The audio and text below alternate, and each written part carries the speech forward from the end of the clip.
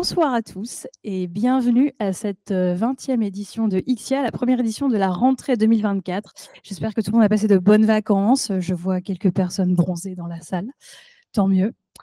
Donc 20e édition GenAI Safety, donc gros sujet. J'espère que ça va vous plaire ce soir. Et avant, du coup, je me présente. Donc Sophie Monnier, X2009, présidente de Ixia, groupe qui existe depuis 6 ans maintenant. Question, qui vient à Ixia pour la première fois ce soir? Qui sont les nouveaux? Ok, entre 20 et 30%. Donc, on a des nouveaux. Bah, écoutez, bienvenue à ceux qui nous rejoignent pour la première fois et à tous les autres, beaucoup d'habitués que j'ai le plaisir de revoir. Donc, bah, écoutez, c'est génial de vous retrouver. Je vous dis quelques mots sur Ixia et après, on démarre la soirée tout de suite.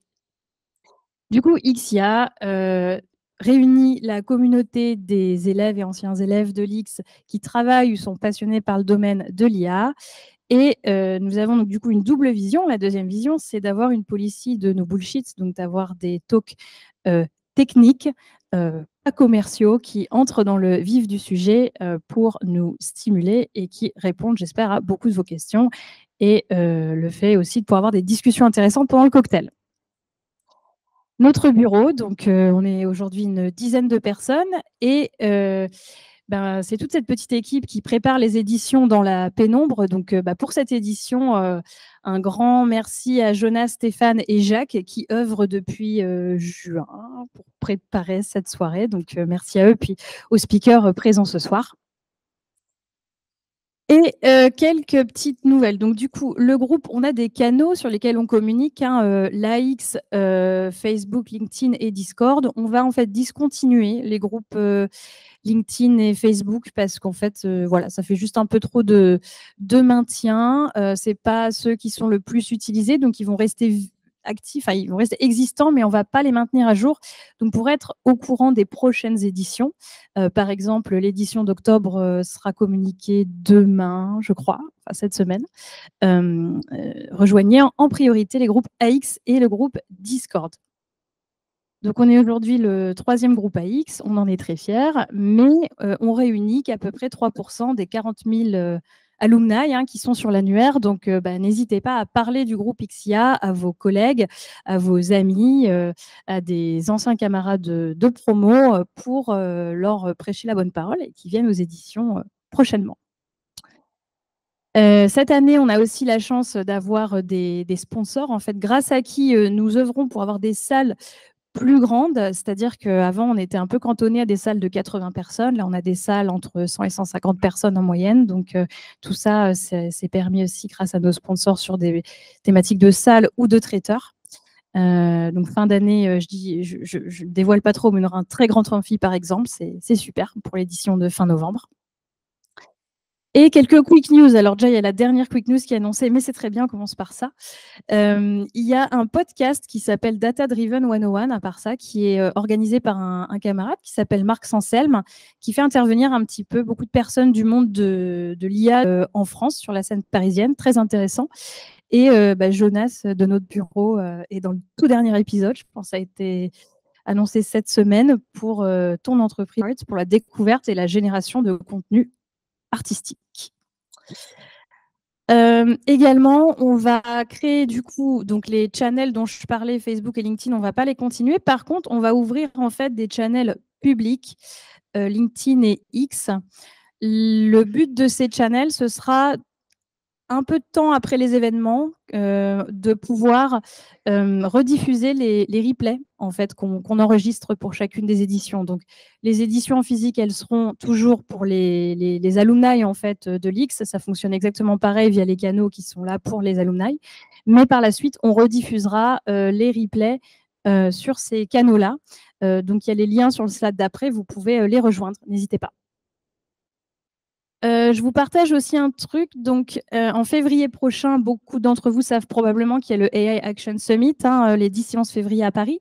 Il y a plusieurs axes sur lesquels vous pouvez participer, mais il y a notamment un appel à projet IA Data for Good qui est ouvert jusqu'au 7 octobre. Vous pouvez postuler. L'idée, c'est que ces projets doivent avoir une dimension d'être pour le bien commun. Si c'est via des partenariats publics-privés, c'est encore mieux. N'hésitez pas à checker le lien. Ça peut vous intéresser de soumettre un projet. Et s'il vient, normalement il vient, je crois, mais arrive plus tard, on aura 5 minutes de Guillaume Poupard. Donc lui, en fait, il organise le volet sécurité, donc safety, cybersécurité du AI Action Summit. Il nous en dira quelques mots. Et si ça vous intéresse, vu que c'est dans le cadre de l'édition de ce soir, de participer au AI Action Summit sur cette thématique, ça peut être intéressant que vous alliez lui parler pendant le cocktail. Enfin, voilà, si ça vous intéresse. Normalement, il n'a pas annulé, donc il sera là. Voilà. Et les accès aux channels publics qui sont ouverts, qui sont créés. Voilà. On va avoir 3 très très bons speakers ce soir, donc Timothée, Pierre et Adrien. Je vous souhaite une excellente soirée et je passe la parole à Gaëtan de Miro. Et merci encore de nous accueillir chez vous. Merci Sophie. Donc, très rapide introduction de notre côté. Tout d'abord, on est ravis de vous accueillir dans cette cuisine, voilà, qui a été un peu transformée pour l'occasion. Je suis donc le CEO de Miro. Miro, sans doute, vous en avez déjà entendu parler dans le passé. On faisait avant une place de marché de photographes professionnels.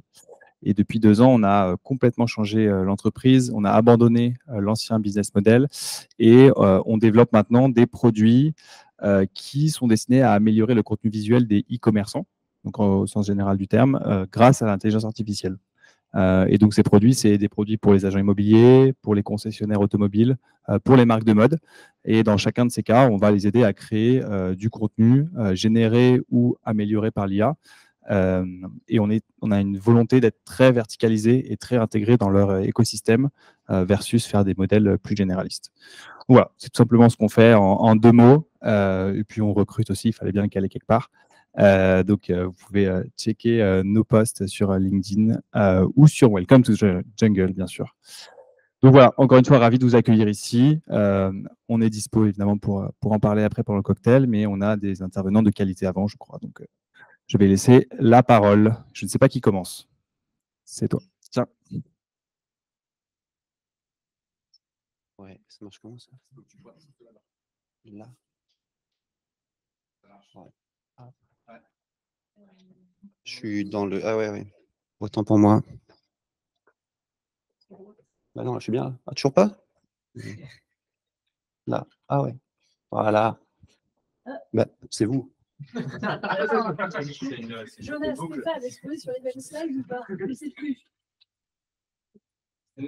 Ah, voilà. C'est bon. Je te ferai un signe. Alors, tout le monde m'entend bien? Merci. Donc, bonsoir à tous. Moi, c'est voilà. Moi, c'est Timothée, X2017. Et je suis ici pour vous parler des évaluations des capacités dangereuses dans les modèles. Donc, c'est parti. Alors, capacité dangereuse. Déjà, pourquoi est-ce qu'on se pose cette question? Donc, notre hypothèse de travail, c'est qu'il existe des capacités qui sont déstabilisatrices ou qui favorisent l'offensive. D'autre part, que des systèmes d'IA futurs pourront déployer ces capacités eux-mêmes ou aider des humains à les déployer. Et enfin, que ça pourrait causer suffisamment de dégâts pour qu'on s'en préoccupe. Donc, maintenant, concrètement, qu'est-ce qu'on regarde?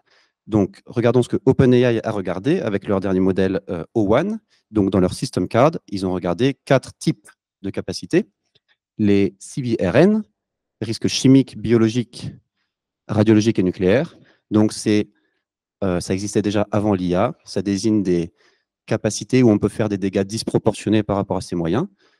Par exemple, ce n'est pas un hasard si la Corée du Nord a un programme étatique d'armes biologiques ou des choses comme ça. La cybersécurité. Aujourd'hui, on vit dans un monde où la cybersécurité, c'est pas trop ça. Un chiffre à prendre avec beaucoup de pincettes, mais certains disent que le cybercrime coûte 8 à 10% du PIB mondial chaque année. Voilà. Et on peut imaginer que des modèles qui seraient particulièrement forts en cyberoffensive, mais pas si forts en défensif, pourraient poser des problèmes. Ensuite, la persuasion, c'est quelque chose de plus indirect. C'est généralement utile pour une grande variété d'objectifs, notamment persuader les humains. Et l'autonomie des modèles, donc là, on parle de recherche et développement en ML par les modèles eux-mêmes, ou s'ils arrivaient à faire ça, ce serait un peu plus dur de prédire la vitesse du progrès. Et réplication et adaptation autonome. Ça, c'est l'idée que les modèles pourraient potentiellement vivre leur vie. Parce qu'aujourd'hui, si on laisse un modèle tout seul dans la nature, il va dépérir, il ne va pas être capable de subvenir à ses besoins, même s'il a accès à ses poids, à des serveurs et à des ressources financières. Mais il n'y a pas de raison fondamentale pour laquelle ils ne sont pas capables de faire ça. C'est juste qu'ils ne sont pas assez fiables, pas assez compétents. Donc, on peut imaginer que dans le futur, ils pourraient faire ça. Donc, globalement, les deux premières catégories sont plutôt directement dangereuses et les deux suivantes sont indirectement dangereuses, utiles en tant que benchmark, notamment. Donc, maintenant, je vous propose un petit jeu. Nous allons évaluer tous les modèles actuels ensemble.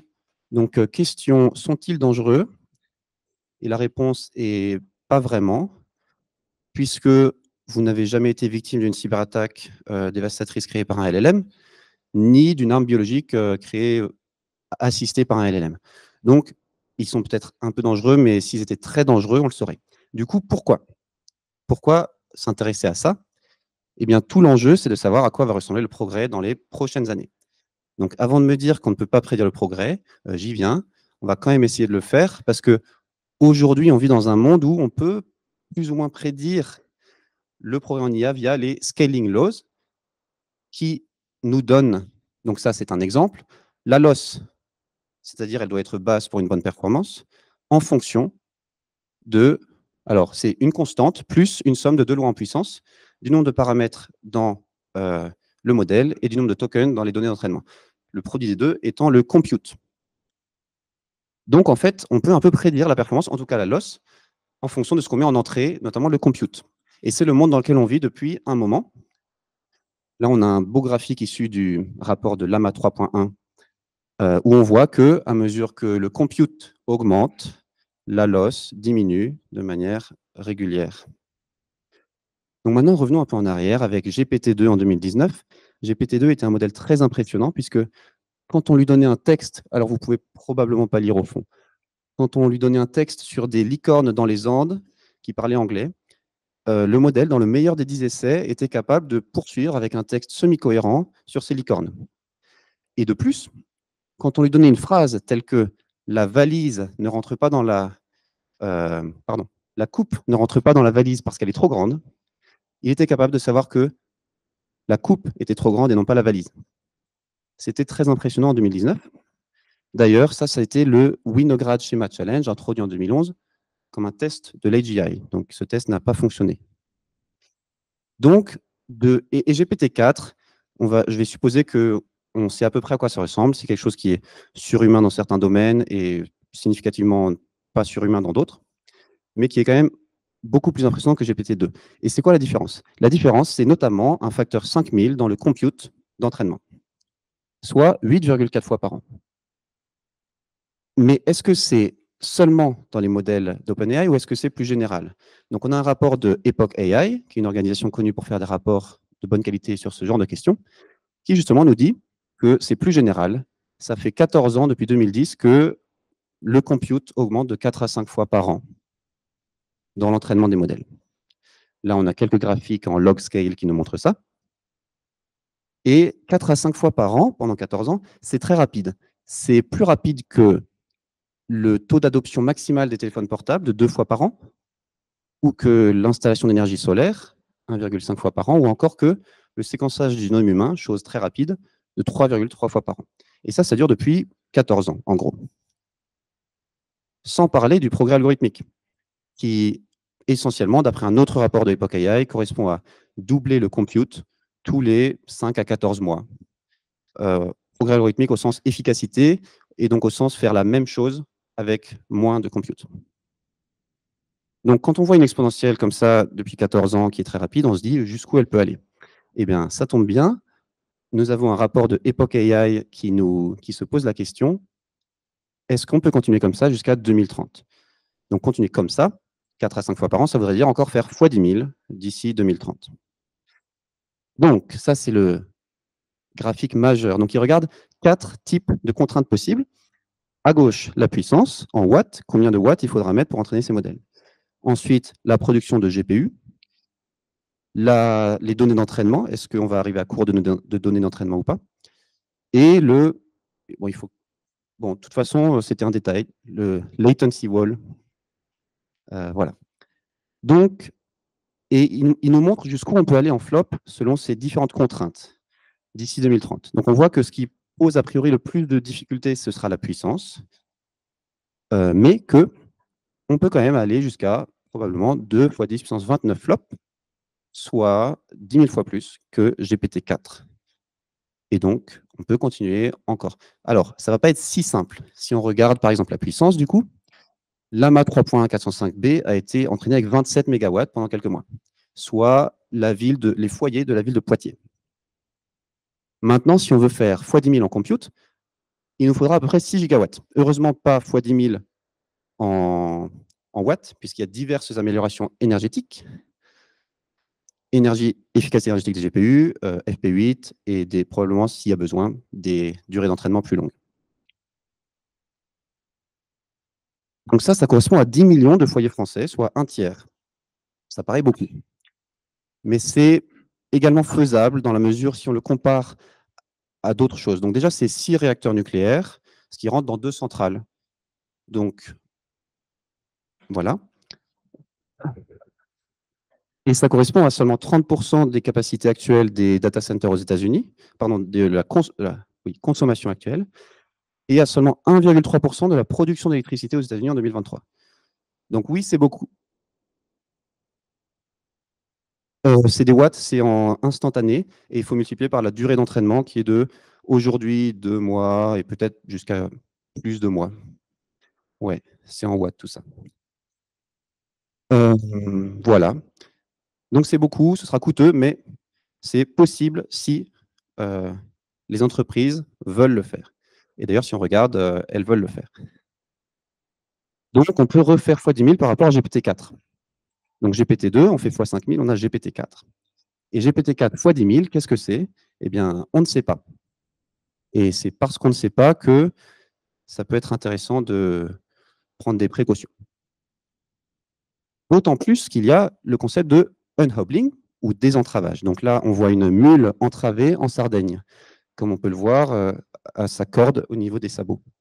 C'est l'idée que les modèles sont entravés par défaut, ils ne peuvent pas nous donner toutes leurs capacités. Donc pour donner des exemples, dans le passé, on a eu RLHF, qui nous a fait passer de modèles qui prédisent le prochain token, et si on leur demande de nous aider à faire quelque chose, ils vont soit nous insulter, soit répondre à côté de la plaque, à des modèles qui ont envie de nous aider à réécrire nos mails de manière plus chaleureuse. Également l'utilisation d'outils qui permettent de faire des agents, même si aujourd'hui ils ne marchent pas très bien. La taille de contexte a été multipliée par à peu près 100 000 en 4 ans, 1K pour GPT-2 et 100 millions pour Magic.dev. Et dans le futur, on pourrait imaginer laisser les modèles réfléchir pendant plus longtemps. Donc ça, ce n'est pas du futur, depuis 12 jours, c'est du passé, puisque OpenAI a sorti le modèle O1, enfin en tout cas la preview, qui justement fait ça. Il augmente la performance en faisant plus de compute au moment de l'inférence. Ils ont ouvert un nouveau front, le compute en inférence. Et dans le futur, du coup, on pourrait imaginer peut-être utiliser un ordinateur comme nous. On utilise un ordinateur comment? Avec un clavier et une souris.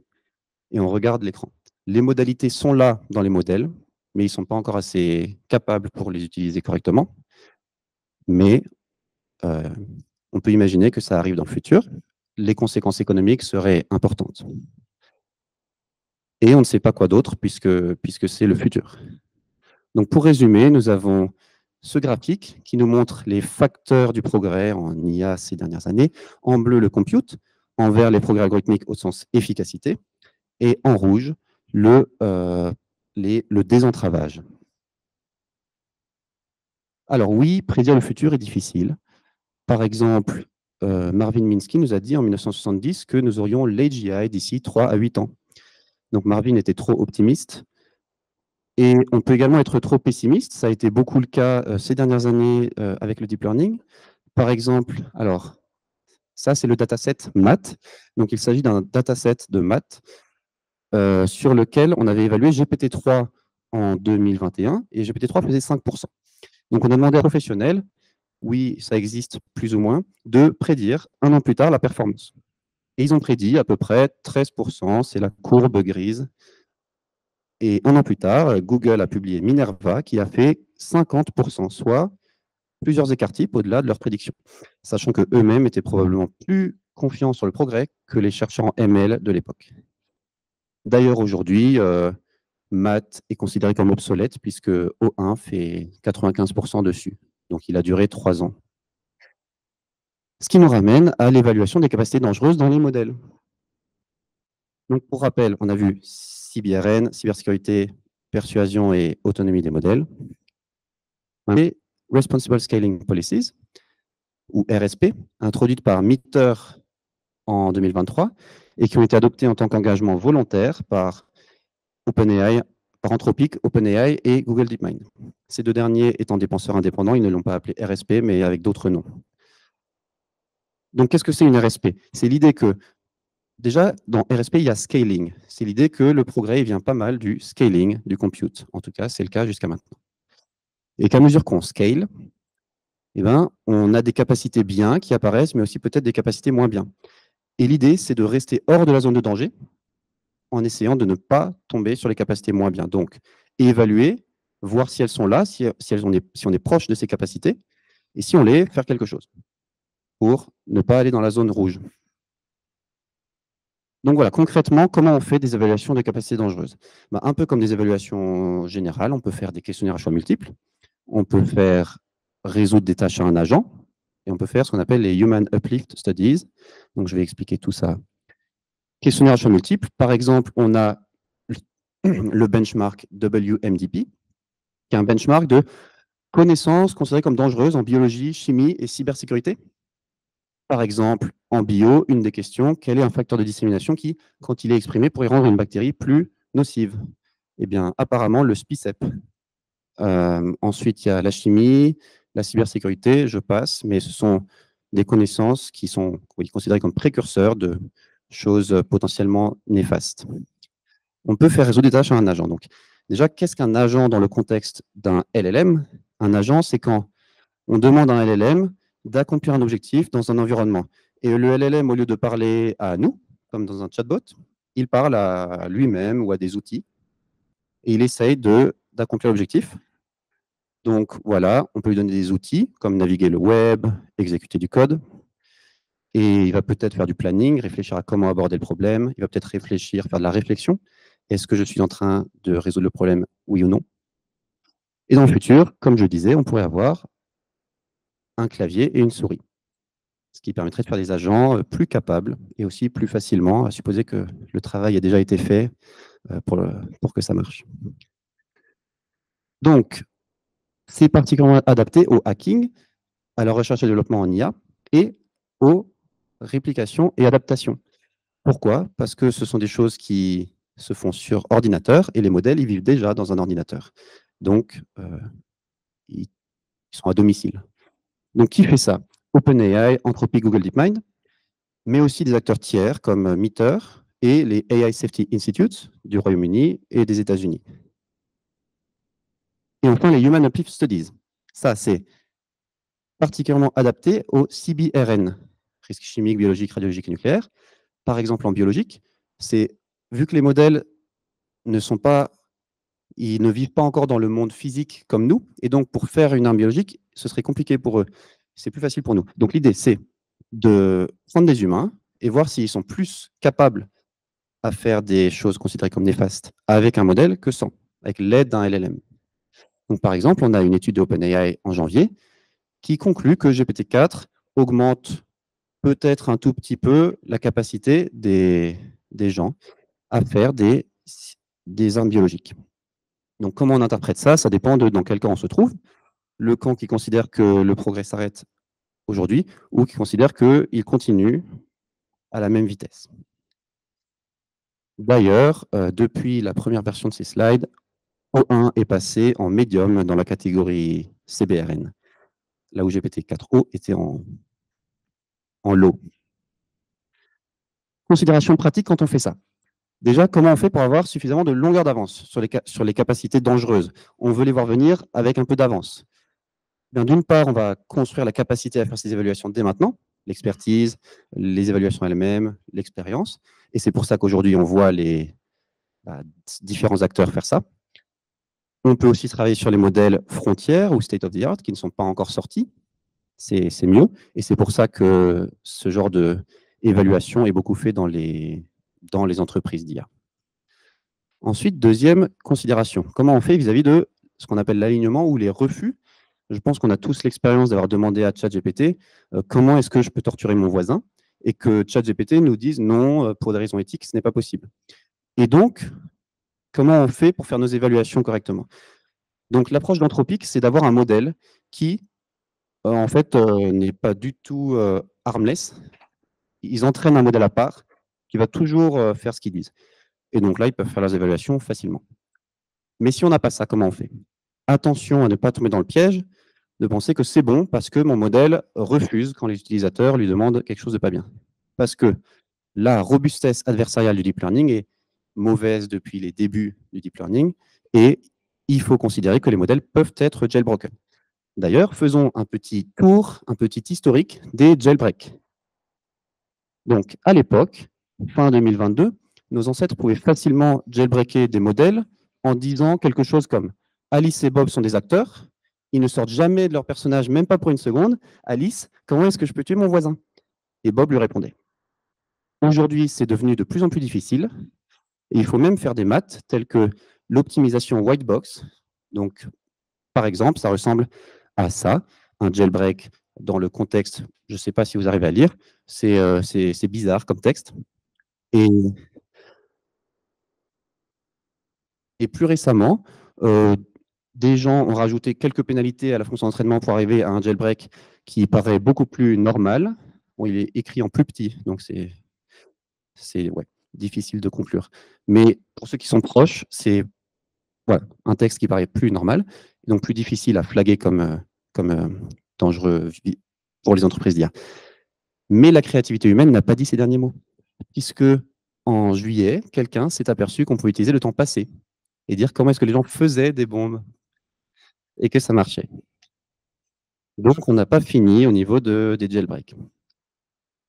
Ensuite, qu'est-ce qu'il y a ensuite? C'est-à-dire que les modèles, aujourd'hui, ne sont pas assez bons pour être dangereux. Mais qu'est-ce qu'on fera quand ils le seront? Des contre-mesures. Donc, par exemple, on peut supprimer les données dangereuses du dataset d'entraînement ou, post-facto, faire du unlearning, qui est une technique ou un ensemble de techniques développées pour faire désapprendre les connaissances considérées comme dangereuses. Une fois qu'on a ça, peut-être qu'on voudra servir différents modèles à différents acteurs.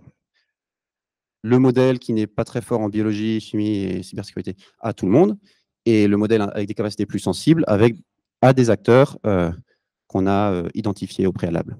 Le tout avec du monitoring. Par exemple, en février, OpenAI et Microsoft ont disrupté 5 acteurs affiliés à des États qui utilisaient ChatGPT pour leurs activités quotidiennes nuisibles. Et enfin, augmenter la résistance adversariale, ce serait toujours une bonne chose au vu des jailbreaks. Maintenant, qu'en est-il des modèles open weight? Puisque on ne peut pas monitorer l'utilisation, on ne peut pas retirer du marché ou mettre à jour un modèle une fois qu'il a été publié. Et quand on a accès au poids, c'est encore plus facile de retirer les refus et les choses comme ça. Voir par exemple Badlama, un papier de 2023. Mais est-ce que ça va être un problème?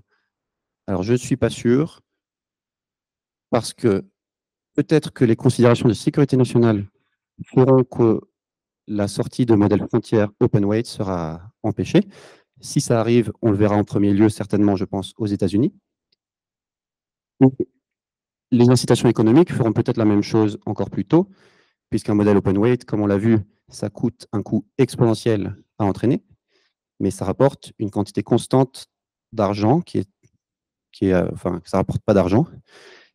Ça rapporte par contre différentes choses, mais pas d'argent. Or, les entreprises ont besoin d'argent pour persister.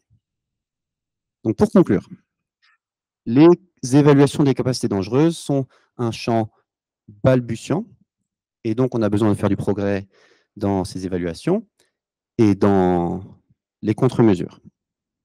Et enfin, je note que aujourd'hui, on a des engagements volontaires avec les RSP de certaines entreprises, mais peut-être que dans le futur proche, la régulation demandera à ce qu'avant de sortir un modèle particulièrement avancé, ce genre d'évaluation soit effectué. J'ai mis quelques ressources que vous pourrez aller voir dans les slides si vous les avez. Avec les étoiles, c'est recommandé. Et c'est fini, on arrive aux questions avec un peu d'avance.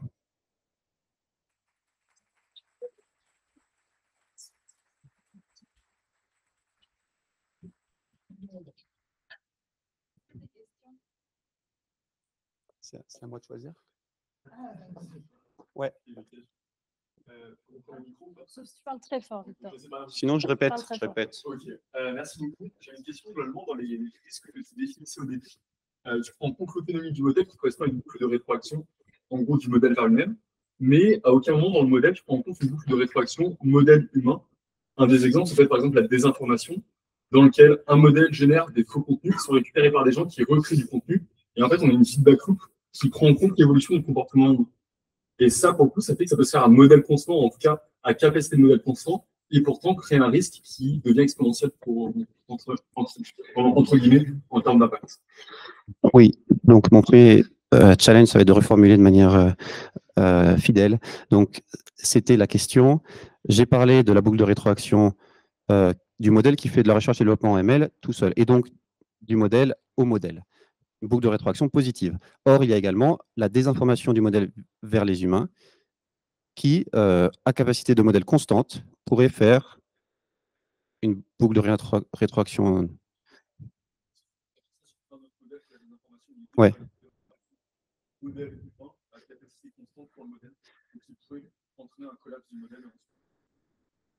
Ouais.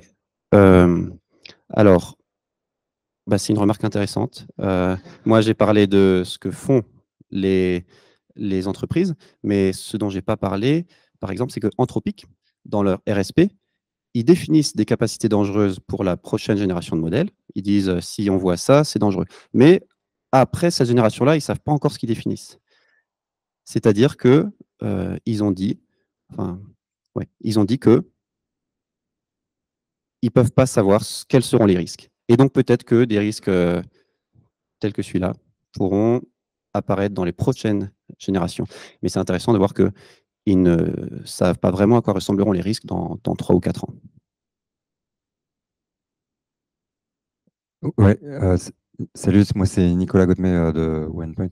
Tu disais sur les modèles open weight que tu penses qu'il y aura de moins en moins de modèles frontières de ce type-là. Et en même temps, Llama 400 ou Qwen là, qui est sorti de Alibaba, je crois, hier. Alors, ils ne sont peut-être pas 100% open, parce qu'il faut toujours lire les petits signes, etc. Mais c'est quand même des modèles qui sont assez costauds. Donc, tu penses vraiment que la distance avec les modèles fermés va s'accroître? En fait, bon, je ne sais pas, mais on a un coût exponentiellement grand. Et le coût de, par exemple, Llama 3.1, 405B, il est, je ne sais pas de combien il est, mais ils ont dit quelques centaines de millions de dollars, j'imagine. Bon, mais ce dont parle OpenAI, Anthropic et d'autres, c'est de passer à 1 milliard, 10 milliards, 100 milliards de dollars d'entraînement. Et à ce moment-là, il faut justifier de dépenser 100 milliards de dollars pour pas de bénéfice.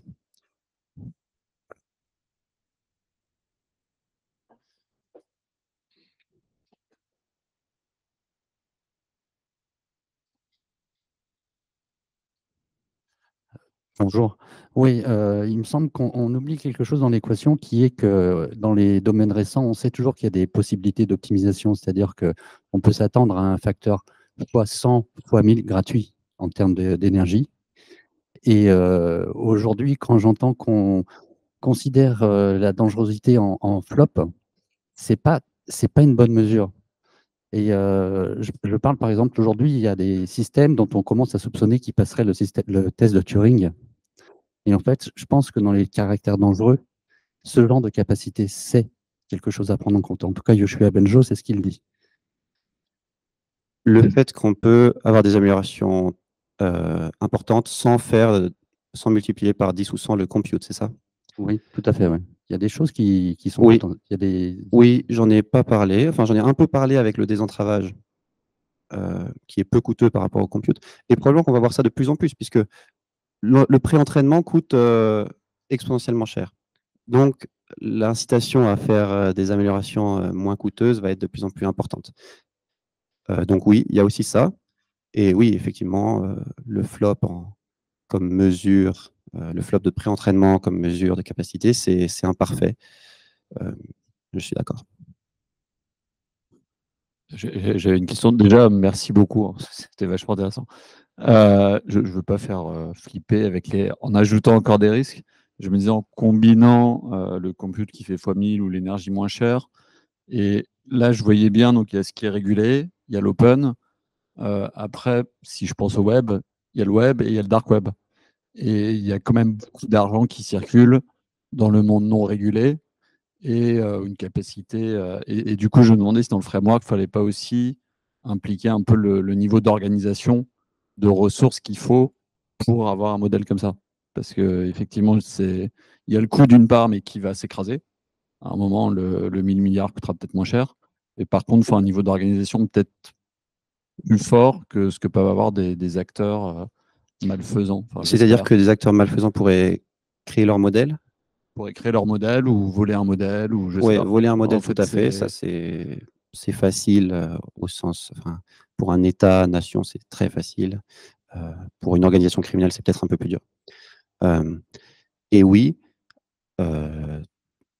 Ouais, bah... Non, je me disais que ça avait l'air absent. ça avait l'air absent en fait de tous ces frameworks qui sont un peu naïfs de ce côté-là. Alors bon, si on regarde par exemple un acteur nuisible qui entraîne son propre modèle, ben les modèles frontières, ils sont, oui, alors à niveau de modèle constant, c'est de moins en moins cher. Mais les modèles frontières, et qui pourraient être potentiellement dangereux, eux, ils coûtent de plus en plus cher. Donc, un acteur qui créerait son...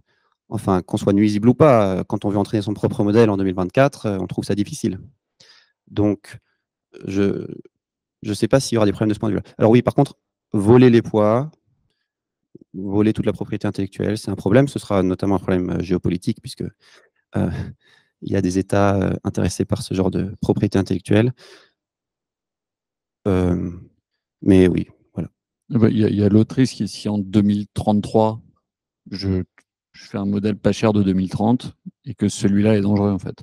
Et à ce moment-là, par design, parce que là, il y a beaucoup de choses qui sont par design ou par régulation. Si moi, par design, je le veux malfaisant pour me faire de l'argent, là, il n'y a pas trop les contre-mesures. Mais... Ouais. Ça devient de la science-fiction. Non, non, c'est pas de la science-fiction. Mais en 2033, ce ne sera pas si facile de faire un modèle de 2030, je pense.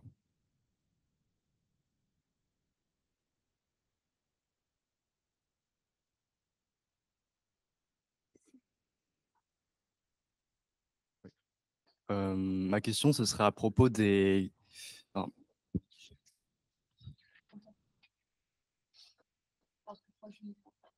Ce serait à propos des capacités agentiques et surtout aussi du fait que de plus en plus, on est en train d'intégrer des grands modèles dans des systèmes et ça qui agissent de manière automatique. Dans ta présentation, tu avais mentionné que pour l'instant, les capacités dangereuses en termes de sécurité étaient un risque seulement médium. Mais disons que si on continue à intégrer de plus en plus des grands modèles, par exemple de LLM dans nos systèmes, est-ce que ce serait pas ça le déclencheur qui ferait que en fait, les menaces sont beaucoup plus élevées dès qu'on laisse le modèle faire le travail tout seul? Si il y aurait pas il y a un risque plus élevé, peut-être même encore plus que le risque de super-intelligence, le fait qu'on dépende entièrement d'un modèle sans avoir prouvé qu'il fonctionnera correctement. Tout à fait d'accord. C'est ce vers quoi on se dirige. Et en plus, la robustesse adversariale, comme je disais, est mauvaise, donc on ne peut même pas avoir confiance dans nos agents, à supposer qu'on ait su qu'ils étaient alignés, ce qu'on ne sait pas. Et donc, effectivement, ça va poser des problèmes et potentiellement des risques de, disons, catastrophes corrélées. Dans l'économie entière sera automatisée, plus ou moins. Donc c'est tout à fait un risque, un peu plus éloigné que le misuse, que le mésusage pour les, mettons, en cyberoffensive. Mais ouais, je suis également inquiet de ça.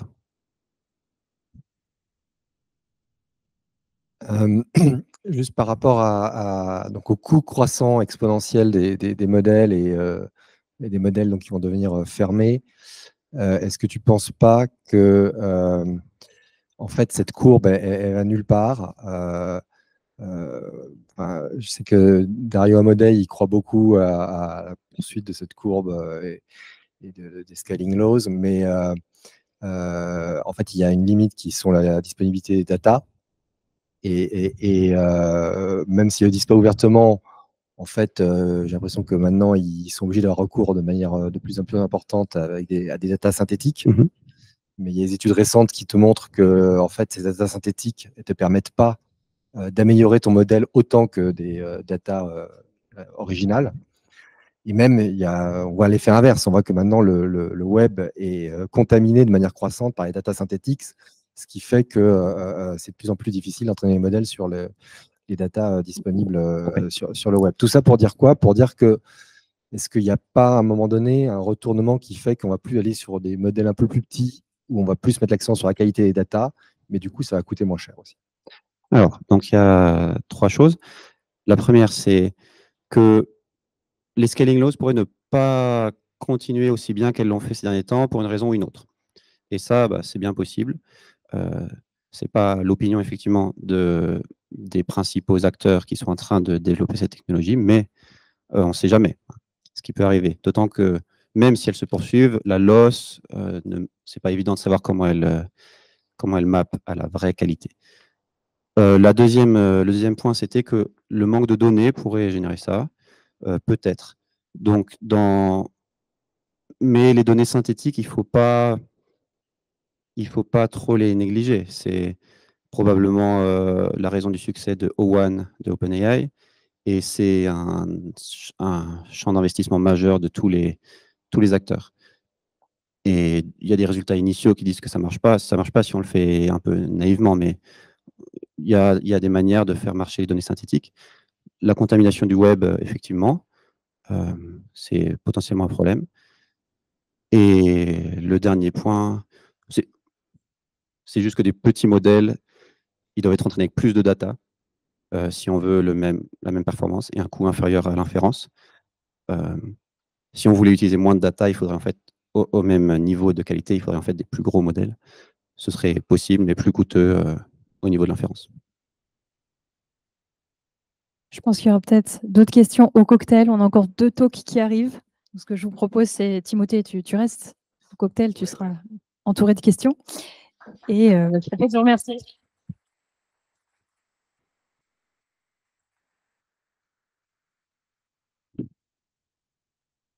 Je peux y aller? Super. Déjà, merci beaucoup à l'équipe organisatrice. Ça fait super plaisir de pouvoir présenter notre recherche en watermarking. Donc, dans le talk, je vais aussi parler de tatouage numérique. C'est la même chose, c'est juste que c'est en français. Donc, vous êtes peut-être au courant que l'IA génératif, ça vient avec des risques. J'aurais pu parler de plein d'autres choses, par exemple la manipulation d'opinions politiques, de scams, de fraude, de contamination d'Internet. Mais j'ai choisi un exemple un peu plus funky parce que j'aime bien la forêt. Je vais parler de champignons. Donc, sur Amazon, il y a plein de bouquins générés par IA, et notamment parmi ces bouquins générés par IA, il y a un guide de champignons. Et donc, on se dit, ah ok, un guide de champignons, mais qui va acheter ça? Et bien, hop, quelqu'un qui a acheté ça et qui a vu sa famille empoisonnée à cause des champignons. Donc voilà, c'est un exemple un peu différent de ce qu'on a l'habitude de voir, mais qui montre qu'il y a déjà des risques en fait par l'IA, on ne s'en rend pas trop compte. Et tous ces risques, ils sont accentués par le fait que c'est très dur à détecter. Et c'est là où le tatouage numérique arrive. Donc, le but du tatouage, c'est de prendre un contenu qui peut être généré par IA ou pas, et de le modifier de façon imperceptible pour faire en sorte que cette information soit extractable, même si le contenu est modifié quand il est transmis d'utilisateur en utilisateur. Donc là, dans notre cas, la question qu'on va se poser, c'est des méthodes qui étaient traditionnellement utilisées pour la protection propriété intellectuelle. Et donc maintenant, nous, on va essayer de répondre à la question de comment est-ce qu'on peut utiliser ce genre de méthode pour améliorer la détection de contenu généré par IA. Avant de rentrer dans le vif du sujet, je vais dire pourquoi est-ce que c'est utile. Donc, la première raison, c'est parce que la détection passive, entre guillemets, donc ce que j'appelle détection passive, c'est on va entraîner un classifieur où on va apprendre quelque chose qui va être spécifique sur des images, par exemple, qui sont générées par IA. Et à partir de ce truc-là, on va dire est-ce que c'est généré par IA ou pas. Et donc, en fait, ça, c'est très dur. Et ça va devenir de plus en plus dur à mesure que les modèles génératifs vont se rapprocher de ce que l'humain est capable de générer.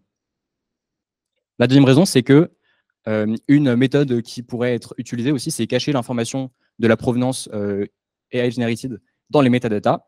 Le problème, c'est que les métadatas, si jamais je upload un contenu d'une plateforme à une autre, les métadatas peuvent changer.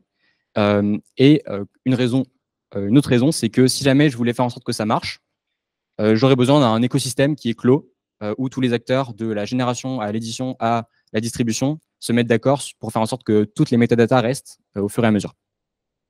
Donc, on a besoin de quelque chose d'autre, de watermarking. Donc, la présentation va être séparée en 3 parties. La première partie, ça va parler de images et audio, parce que c'est des types de médias qui se ressemblent pas mal.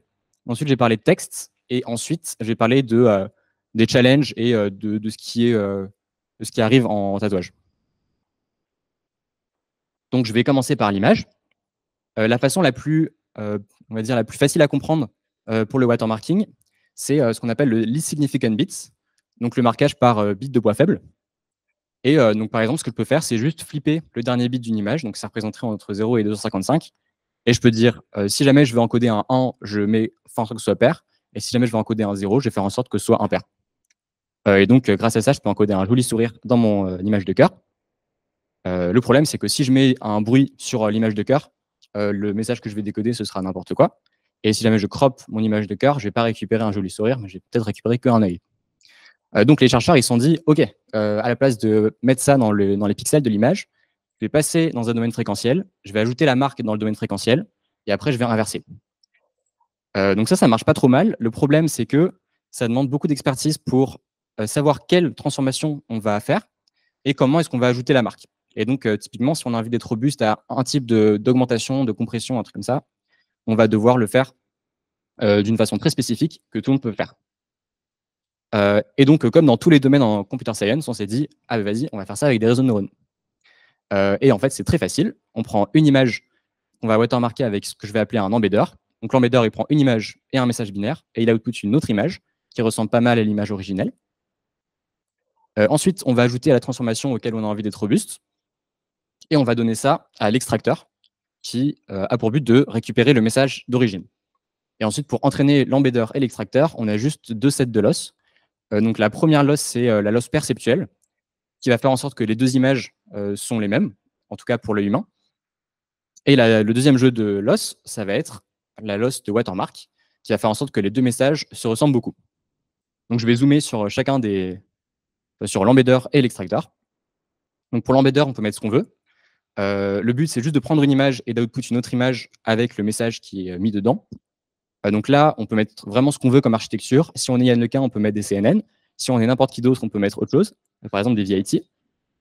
Et ensuite, pour la loss de reconstruction, on peut mettre aussi un peu ce qu'on veut. Ce qui se fait classiquement dans la littérature, c'est de mettre une MSE entre les 2 images et une LPIPS qui passe l'image dans 2 réseaux de neurones et qui va faire des différences entre les différentes features dans le réseau. Donc là, c'est un exemple d'image qui est watermarké. C'est donc dans le modèle génératif de Meta AI qui n'est pas dispo en Europe, mais qui est dispo aux US. Et donc là, si vous regardez très bien, vous pouvez voir que vous ne pouvez pas voir. À part, donc si on est très perspicace, donc maintenant j'ai un peu l'œil. Là, si on regarde les moustaches du chat, on va pouvoir trouver des trucs qui sont des artefacts qu'on va pouvoir repérer. Mais après, c'est quelque chose qui, d'un point de vue utilisateur, ne va pas trop impacter l'expérience parce qu'on ne va même pas savoir que c'est watermarké. Maintenant, je vais présenter un peu plus ce qui se passe pour l'extraction de watermark. Donc pareil, là, on peut mettre ce qu'on veut. Le but, c'est d'avoir un réseau de neurones qui prend une image et qui output un vecteur de dimension n bits, où n bits, ça va être la taille du message binaire. Et donc, pour chacun des composants, ça va être un un flottant entre 0 et 1. On a envie que ce soit très proche de 0 quand on a envie de dire 0, et on a envie de dire très proche de 1 quand on a envie de dire 1. Et ensuite, on peut juste faire un threshold, par exemple à 0,5, et on dit si c'est plus grand que 0,5, ça veut dire 1. Et donc, pour entraîner ça, on a une loss de watermark qui peut être donc la binary cross-entropy entre les deux messages ou la MSE entre les deux messages. Donc là, on peut threshold aussi. Donc là, je vous ai raconté comment on peut encoder un message binaire. Donc, ça ne vous dit pas comment est-ce qu'on détecte qu'une image est générée ou pas. Donc, c'est ce que je vais faire là. Donc, imaginons qu'on a un modèle qui génère une image et qu'elle est watermarkée avec un message avec que des 1. Quand je vais passer l'extracteur de message, je vais récupérer, par exemple, une erreur parmi les 32 bits. Et donc, j'aurai, par exemple, 31 bits qui matchent sur 32. Alors que si jamais j'ai une image naturelle, bah, j'aurai un truc qui est plutôt random, donc autour de 16. Et donc, c'est comme ça qu'on va pouvoir distinguer si une image est générée ou pas. Et plus précisément, on va faire un test binomial. Donc, on va compter le nombre de matching bits. Et si c'est plus grand que le taux qui est défini par une zone de réjection, on va détecter ou pas l'image. Maintenant, qu'est-ce qu'on fait avec l'open source? Donc, vous êtes peut-être au courant, mais il y a un modèle d'image qui s'appelle Stable Diffusion et qui avait mis du watermarking dans le code, plus précisément sur la ligne 363. Donc, si jamais vous voulez retirer le watermarking de Stable Diffusion, vous avez juste à ajouter une lettre sur la ligne de 363, à bon entendeur. Et donc, le problème qui se pose, c'est comment est-ce qu'on va faire en sorte que ces modèles open source puissent être watermarkés. Donc, ça, c'est ce sur quoi on avait travaillé dans le travail que je vais présenter maintenant. Donc, ce que je vous ai présenté juste avant, ça s'appelle du post-hoc watermarking, parce qu'on va watermarker après la génération. C'est très flexible, ça marche très bien, mais c'est facile à retirer si jamais c'est open source. Et donc là, dans la ligne du modèle, si jamais j'ai envie d'être plus loin, plutôt au niveau du modèle training, je vais faire ce qui s'appelle du in-model watermarking. Donc, ça va être mettre le watermark dans les poids du modèle à la place de après. Et l'avantage, c'est que c'est très dur à retirer, et que ça marche pour des scénarios open source. Et aussi que c'est très rapide, donc ça va être de plus en plus utile si jamais on est amené à faire des modèles génératifs de vidéo, par exemple, parce que encoder le watermark sur de la vidéo, ça prend du temps. Et donc, le papier dont je vais parler, c'est Stable Signature, qui a été présenté à ICCV l'an dernier. Donc, avant de parler de Stable Signature, je vais parler de Stable Diffusion. Stable Diffusion, c'est ce qu'on appelle un Latent Diffusion Models, ou LDM. Et la raison pour laquelle ça s'appelle comme ça, c'est parce que ça va faire de la diffusion dans un espace latent. Donc d'abord, on va entraîner un autoencodeur, et ensuite, on va retirer du bruit d'un latent grâce au modèle de diffusion jusqu'à arriver à un latent final. Et je vais décoder mon latent final en une image qui va être l'image que l'utilisateur va avoir. Donc ce qu'on a fait dans Stable Signature, c'est qu'on a modifié ce décodeur latent. Donc on fine-tune le décodeur de la génération d'images juste avant la distribution pour faire en sorte que quand on passe l'image à travers un extracteur de tatouage, on récupère un tatouage précis. Ça, c'est cool parce que ça veut dire que si jamais je modifie mon diffusion model, ce qui est fait pour, par exemple, personnaliser le modèle avec Dream Boost ou un truc comme ça, en fait, on va juste modifier le modèle de diffusion latent, enfin, le modèle de diffusion qui est là-bas, et on ne va pas changer le décodeur. Donc, en fait, le watermark, il sera toujours là. Je vous ai dit au début que le watermark, c'était mieux que la détection. Donc là, c'est une courbe qui montre ça. Donc, la courbe, il ne faut pas qu'elle vous fasse peur. C'est ce qu'on appelle une ROC curve. Donc, ça va être une courbe où je vais montrer les true positive rates contre les false positive rates. Les true positive rates, c'est la proba de détecter une image qui est effectivement générée par mon modèle. Et le false positive rate, c'est la probabilité de flaguer une image qui n'est pas générée par mon modèle. Donc, en fait, c'est très important. Je vais plus particulièrement focus sur un des points de la courbe. Donc, chaque courbe de couleurs différentes, ça représente une augmentation différente appliquée aux images avant la détection. Et la courbe violette, qui est tout à droite, c'est la détection passive, avec une méthode qui était état d'art à l'époque où le papier est sorti. Et donc, ce qu'on voit avec ce point jaune, c'est que avec le watermark, j'arrive à détecter 80%, plus de 80% des images qui sont générées par IA, tout en flaguant de façon fausse une image tous les milliards d'images. Donc, en gros, c'est ici 80% et ici 10 puissance moins 9. Et donc, si je voulais avoir la même accuracy pour une méthode passive, il faudrait que j'aille ici. Et donc là, mon false positive rate, ce serait 10-1. Donc, en gros, une image toutes les 10. Donc quand je dis que le watermark c'est mieux que la détection, c'est pas juste que c'est mieux, c'est que c'est beaucoup, beaucoup, beaucoup mieux. C'est par exemple dans ce cas-là 10 puissance 7 fois mieux, si jamais on considère le true positive rate comme mesure du mieux. Donc ouais, le watermark c'est important. J'ai parlé d'image, maintenant j'ai parlé un peu d'audio, et en fait ça marche exactement pareil. Donc on a un original, un audio original, à la place d'avoir H par W par le nombre de channels flottant, cette fois-ci on a juste le nombre de samples dans l'audio flottant. Donc en fait c'est juste que c'est 1D. Et après on a la même chose qu'avant, donc on a un embedder, un extracteur, et ça marche très bien. Il y a un souci avec l'audio, c'est que si jamais je change juste un mot dans ma phrase, ça peut complètement changer le sens. Par exemple, si je dis XIA c'est super et XIA c'est super nul, ça n'a pas trop le même sens. Une solution, c'est de mettre les watermarks de façon répétée, window par window dans l'audio. Mais en fait, le souci qui se pose avec ces méthodes-là, c'est que au moment de la détection, c'est très long parce qu'il faut essayer de retrouver la synchronisation, donc essayer de trouver précisément là où on a mis le watermark pour pouvoir le décoder. Et donc ça, c'est un autre problème qu'on a essayé de résoudre dans ce papier que je vais présenter maintenant. Et en fait, la façon dont on a essayé de résoudre le problème, c'est de changer un peu la façon dont on voyait le watermarking. Et plutôt que de le voir comme une tâche où on va cacher et récupérer un message binaire, c'est ce qui était fait dans la littérature avant, on va le voir comme juste une tâche de détection et de segmentation. Donc le but, c'est on a un audio et on a envie de détecter pour chacun des samples de l'audio si le sample est watermarké ou pas. Et donc ça, si vous êtes intéressé, c'est ce qu'on a fait dans ce papier-là, le Localized Audio Watermarking, qu'on a présenté à ICML cette année. Donc là, je vous ai présenté image, audio, et là, vous vous dites « Ah mais oui, mais le texte, ça ne marche pas. » Et si, mais non. Donc en fait, le watermark de texte, c'est une tâche qui est vraiment dure. Et en fait, la raison pour laquelle ça ne marche pas très bien, c'est que le texte, c'est un signal qui est très discret.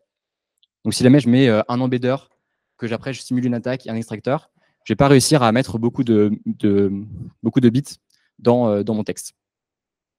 Heureusement, ça marche très bien pour les LLM.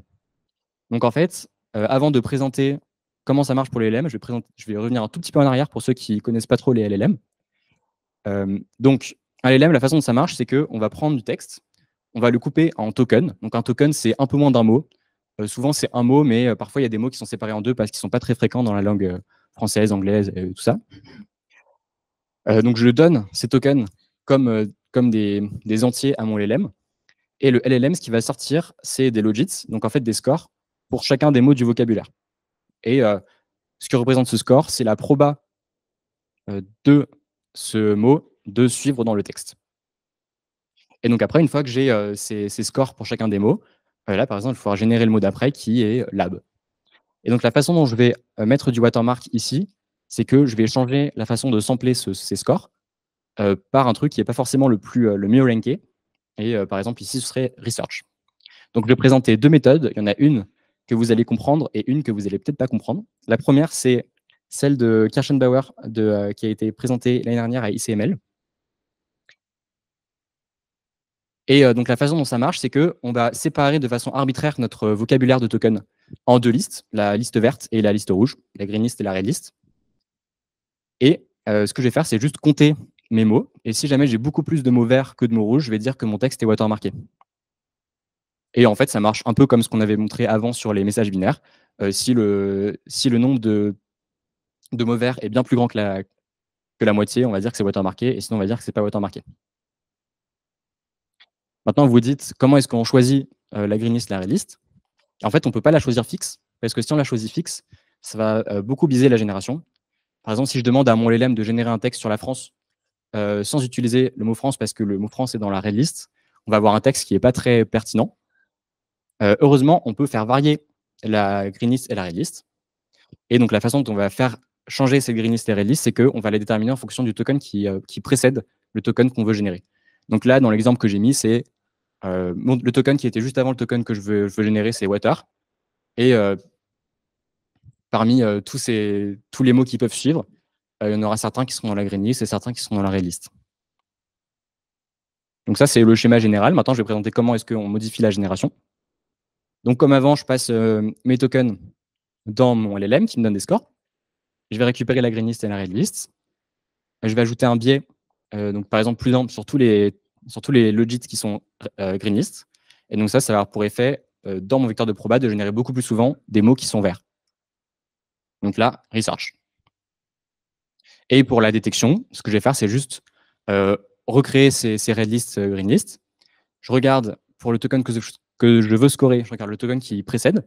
Je récupère la green list, red list. Si le mot est vert, je compte +1, et sinon je compte 0. Et à la fin, j'ai mon score total. Le deuxième exemple, c'est une méthode qui a été développée par des gens de OpenAI fin 2022. Donc, on m'a dit que XIA était no bullshit, donc il y aura des maths. Donc, à la place, la méthode marche de façon très similaire à celle d'avant. C'est juste qu'à la place de sampler une green list et une red list, je vais récupérer un vecteur de façon uniforme entre 0 et 1, et un vecteur qui a la même taille que le vocabulaire. Donc, c'est représenté par les petits rectangles verts ici.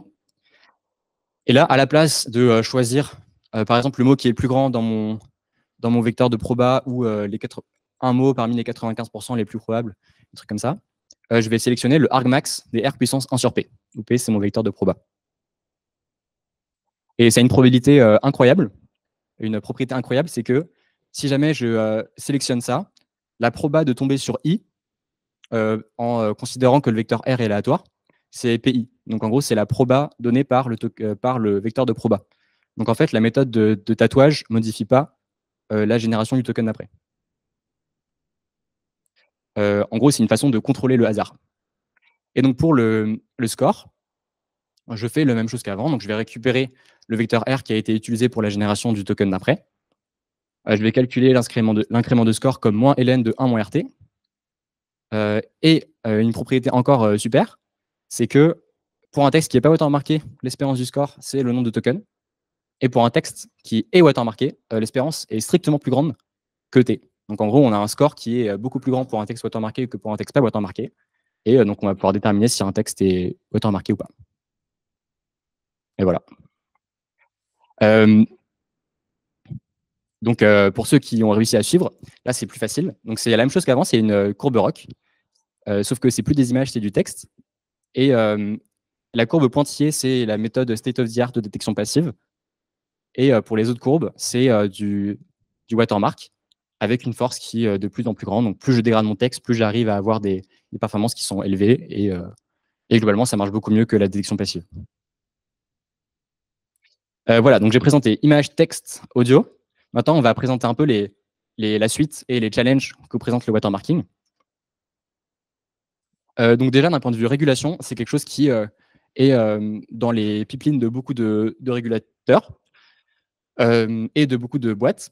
Donc notamment, il y a eu l'executive order qui est sorti l'année dernière qui mentionnait le watermarking pour la détection de contenu généré pour la première fois, et que certaines boîtes comme Meta, Google se sont engagées à suivre. Là, il y a aussi l'EU AI Act qui va rendre potentiellement le watermarking obligatoire pour tous les General Purpose AI Systems. Peut-être qu'Adrien en parlera mieux que moi des General Purpose AI Systems. Sinon, tu peux le faire maintenant. Au niveau de la production, donc ça commence à arriver dans pas mal de boîtes, comme je l'ai dit. SynthID de DeepMind commence à être très connu. Pareil, nous, sur nos plateformes, on commence à mettre des labels sur ce qui a été généré par l'assistant de génération d'images Meta AI. Et au niveau des autres boîtes, ça ressemble un peu à ça. Donc pour l'image, il y a DeepMind et Meta, OpenAI, on ne sait pas s'ils en font. En tout cas, ils ne l'ont pas publié, ils l'ont pas annoncé de façon publique. Pour le son, tout le monde en fait. Pour le texte, il n'y a que DeepMind. Et après, il y a d'autres boîtes qui en font aussi. Après, il y a peut-être d'autres boîtes qui le font sans le dire. Mais en tout cas, ça, c'est ce qui est publiquement annoncé par ces boîtes. Il y a quelque chose d'un peu différent dont je voulais parler, c'est la Content Authenticity Initiative, aussi référée parfois à C2PA, donc Coalition for Provenance and Authenticity. Donc ça, c'est quelque chose de différent. C'est quelque chose qui va plus avoir attrait aux metadata. Et donc là, il y a beaucoup d'acteurs qui en font partie, dans l'IA générative, dans la photographie, dans les plateformes sociales. Voilà. Donc, l'un des défauts majeurs qu'on trouve au watermarking, c'est des enjeux de sécurité. Et notamment, je vais présenter deux enjeux de sécurité. vis-à-vis de l'extracteur de watermark. Donc, si l'extracteur de watermark est public, on va dire que ça va être une attaque boîte blanche, white box. Donc, on sait tout de l'extracteur de watermark. Et en fait, ça va être très facile à attaquer, à la fois pour retirer le watermark et pour en mettre des nouveaux sur des contenus qui ne sont pas watermarkés. Donc ça pose problème. Et en revanche, si on ne sait pas grand-chose, ça va être des black box attaques en boîte noire. Et donc ça, c'est très dur à attaquer, mais ce n'est pas impossible. Donc, qu'est-ce qu'on peut dire des attaques boîte noire? En effet, ce n'est pas impossible, mais comme beaucoup de choses, ce n'est pas parce que c'est faisable que ça remet en doute l'utilité. Par exemple, vous avez peut-être tous des serrures sur vos portes. Pourtant, je pense que quelqu'un peut casser votre serrure. Pourtant, vous avez une serrure. Donc, ça pourrait être pareil pour le watermarking. L'enjeu, c'est juste de faire en sorte que ce soit le plus dur possible. Il y a un autre point, c'est que c'est un jeu de chat et de souris.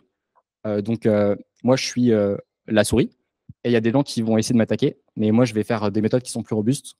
Et potentiellement, je vais réussir à échapper au chat. L'autre enjeu, c'est sur les attaques boîte blanche. Et là, l'enjeu qui va se poser, c'est plus un enjeu d'interopérabilité. Parce que, en fait, je ne peux pas détecter le watermark de quelqu'un d'autre sans avoir accès au modèle. Et donc, en fait, je peux détecter que mon watermark. Donc, c'est pas hyper utile s'il n'y a pas de collaboration cross-industrie. Je vais finir la présentation sur les directions de recherche qu'on suit sur le watermarking actuellement. La première piste de recherche, c'est le type de médias qu'on va chercher à watermarker, donc la 3D, la vidéo. Ensuite, il y a les enjeux de sécurité. Donc, comme je vous l'ai dit, c'est de faire en sorte qu'un extracteur de watermark ne soit pas attaquable. Ça permettrait de faire en sorte que tout le monde puisse détecter mon watermark, ce qui est quand même assez utile. Et après, il y a une autre piste de recherche qui est de se dire que le watermark, ce n'est pas trop fait pour les outputs. Donc moi, tout ce que j'ai présenté, c'est quelque chose qui est très dans l'air du temps, mais qui peut-être potentiellement dans 5 à 10 ans ne sera pas hyper utile. Une question, c'est comment on fait en sorte de protéger nos training data et de les tracer, savoir si on s'est entraîné sur un dataset ou pas. Une question, donc là, vous ne voyez pas le tweet, mais c'est un tweet d'Arthur Mensch qui dit que Mistral a été watermarké. Je ne sais pas comment, mais je pense savoir comment. Et donc ça, c'était plutôt pour savoir qu'est-ce qui est fait de notre modèle. Donc là, ça va plus être un jeu économique, sachant que ça coûte des milliards d'euros. C'est cool de pouvoir les protéger. Donc les points principaux à retenir de la présentation, c'est que le tatouage, c'est de plus en plus important. C'est demandé par les régulateurs de plus en plus et c'est soutenu par des boîtes importantes. Ça améliore grandement la détection du contenu généré par IA, pour l'image, pour l'audio, mais aussi pour le texte. Et que c'est mieux si c'est au niveau du modèle pour les modèles génératifs qui sont open source. Et voilà, merci beaucoup pour votre attention. Je peux répondre à des questions.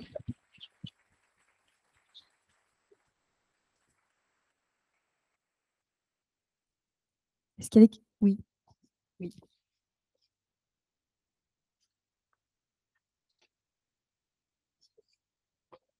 Merci beaucoup pour ta présentation. Moi, j'ai une question un petit peu orthogonale, mais je pense qu'il utilise des méthodes peut-être connexes. Comment est-ce qu'on... est-ce que c'est possible et à quel point est-ce que c'est faisable de copyrighter un contenu d'entraînement pour savoir si un modèle a été entraîné dessus? C'est dur. Il y a quelques papiers qui le font. Moi, j'ai un papier là-dessus, si jamais tu veux regarder. Mais c'est un truc un peu différent.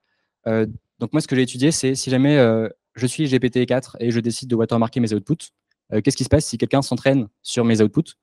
Et donc là, une réponse que je peux te donner, c'est si jamais il y a 1% du texte d'entraînement qui est watermarké avec une méthode comme celle que j'ai montrée avant, je peux avoir une confidence, une p-value qui est de l'ordre de 10-3. Donc en gros, la proba que je me trompe, c'est 10-3.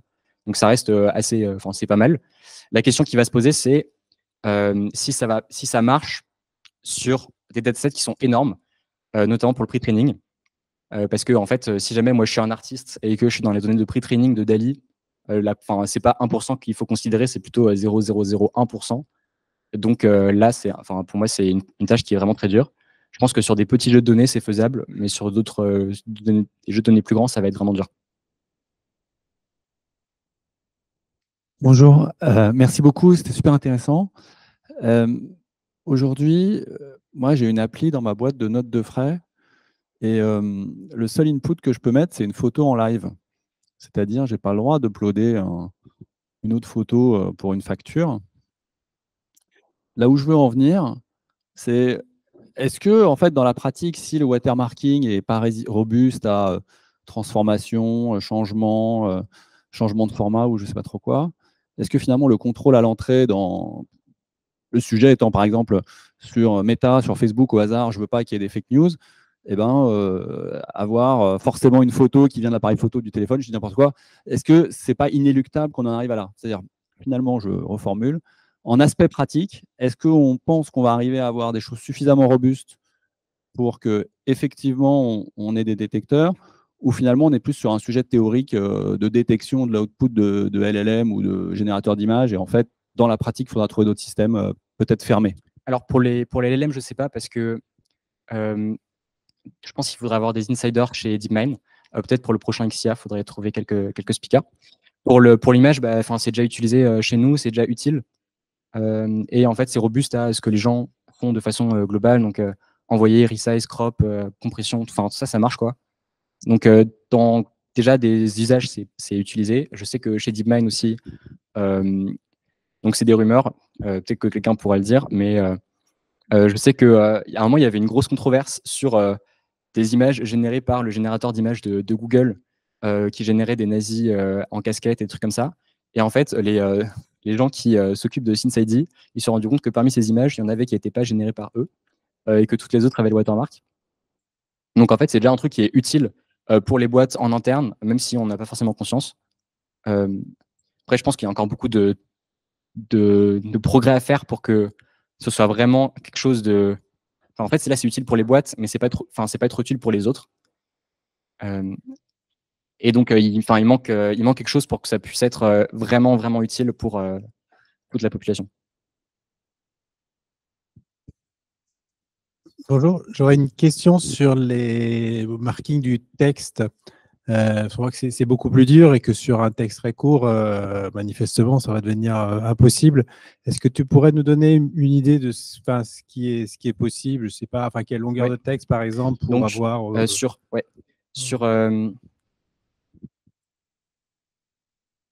je parle sans augmentation de texte. Donc, je vais pas chercher à cropper, à faire des modifications du texte. Juste comme ça, sur un tweet, avec un truc qui n'est pas du tout détectable, donc qui est pour un humain ne va pas être perceptible. Sur un tweet, on est de l'ordre des p-values de 10-6. C'est-à-dire que la probabilité de me tromper, c'est de l'ordre de 1 million. Donc en fait, à l'échelle de Twitter, 1 million, c'est énorme, donc en fait, c'est pas utilisable.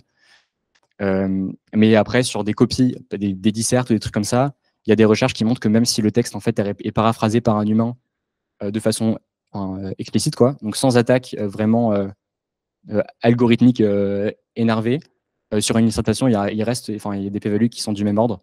Donc en fait, c'est utilisable pour des cas comme ça. Donc en gros, je dirais, si jamais on a un tweet, on va avoir des trucs qui sont OK, mais pas utilisables pour des réseaux sociaux. Et plus la taille du texte est grande, plus c'est facile, et ça pourrait marcher pour des dissertes ou des trucs comme ça.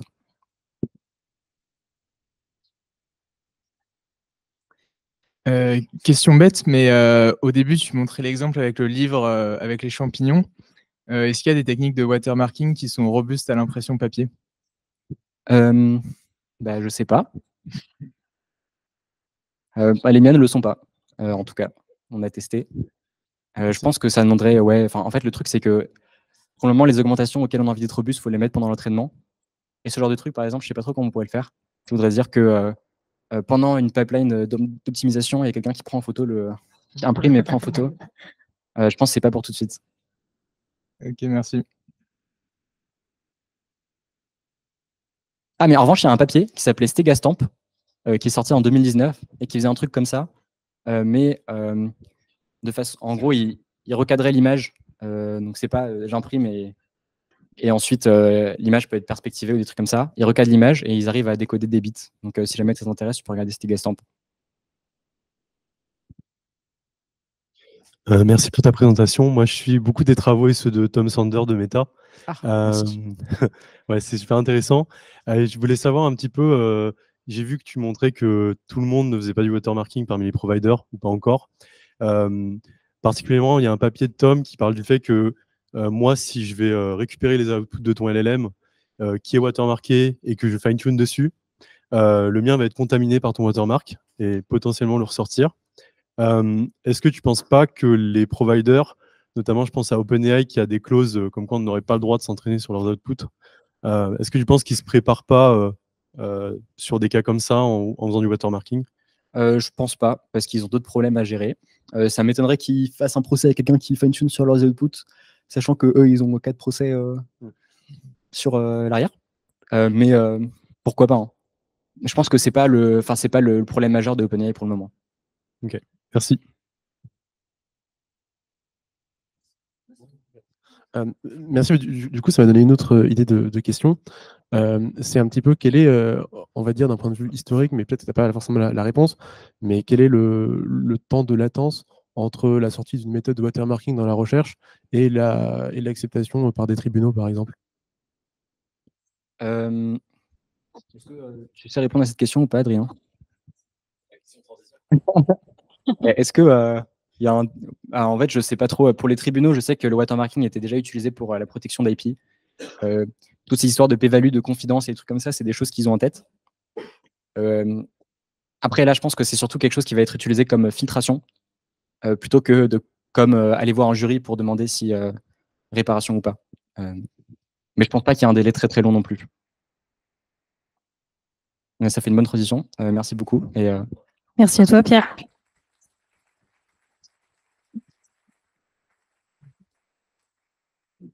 Juste pour petit rappel, ce dernier talk est un petit peu plus court que les autres pour vous donner l'occasion de poser vos questions. Donc, j'espère que vous les avez préparées. Il y aura un petit Q&A de, je sais pas, 10-15 minutes en fonction des questions qu'il y a.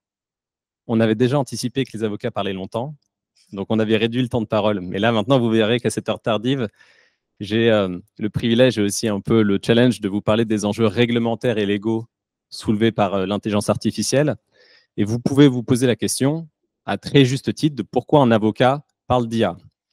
Je vais vous donner un exemple, c'est que des grands ingénieurs comme Luc Julia intitulent très certainement à juste titre que l'intelligence artificielle n'existe pas, alors que les juristes, eux, ils sont persuadés que l'IA, ça existe.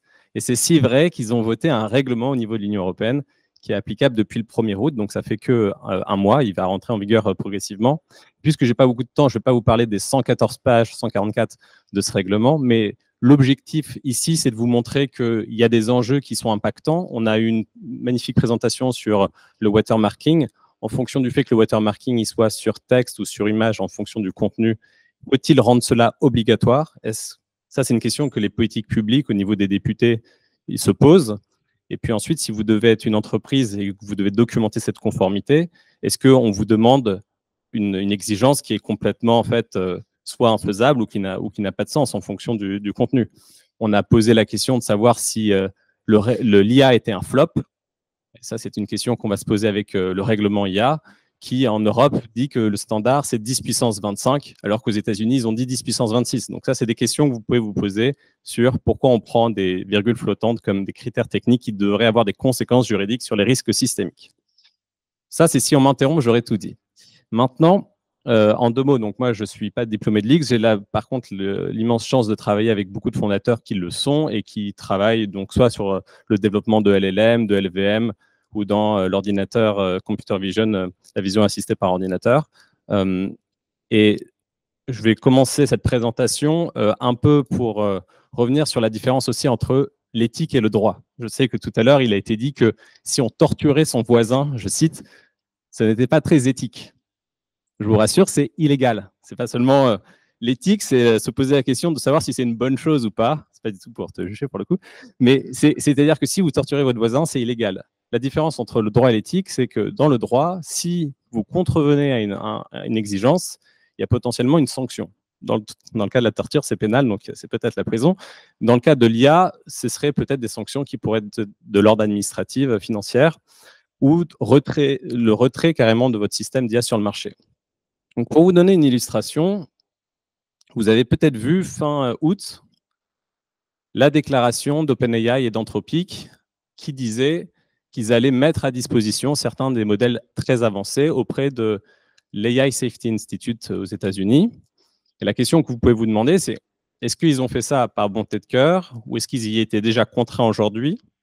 Est-ce qu'ils sont en train d'anticiper le fait qu'ils seront contraints demain Est-ce que finalement, s'ils ne le font pas dans 2 mois ou s'ils le font de manière partielle, est-ce qu'ils vont être sanctionnés là-dessus? Et ça, c'est notamment une grille de lecture pour vous montrer la différence entre certaines dispositions, certains engagements qui peuvent être des codes de pratique ou qui peuvent être des engagements volontaires, et certaines normes qui, elles, peuvent être plus contraignantes. Donc, on verra à la fin de la présentation un peu la réponse par rapport à ça. Ça, c'est l'overview de si j'avais tout le temps du monde, mais c'est comme ça, on aura des questions après dans la phase plus de cocktail. On peut se poser déjà la question de savoir ce que c'est que l'AI safety. C'est un terme qui est très à la mode aussi depuis 1 an parce qu'il y a beaucoup de sommets internationaux et mondialement, l'AI safety est débattu. Et en fait, on se rend compte véritablement que ce sont des voluntary frameworks, c'est-à-dire donc des cadres qui sont plus d'ordre d'une prise d'initiative volontaire. Là où en Europe, je vous parlais de l'AI Act, donc on va faire plein de franglais aujourd'hui, c'est le règlement sur l'intelligence artificielle, qui a, lui, une approche qui est normative et qui est, du coup, sanctionnable.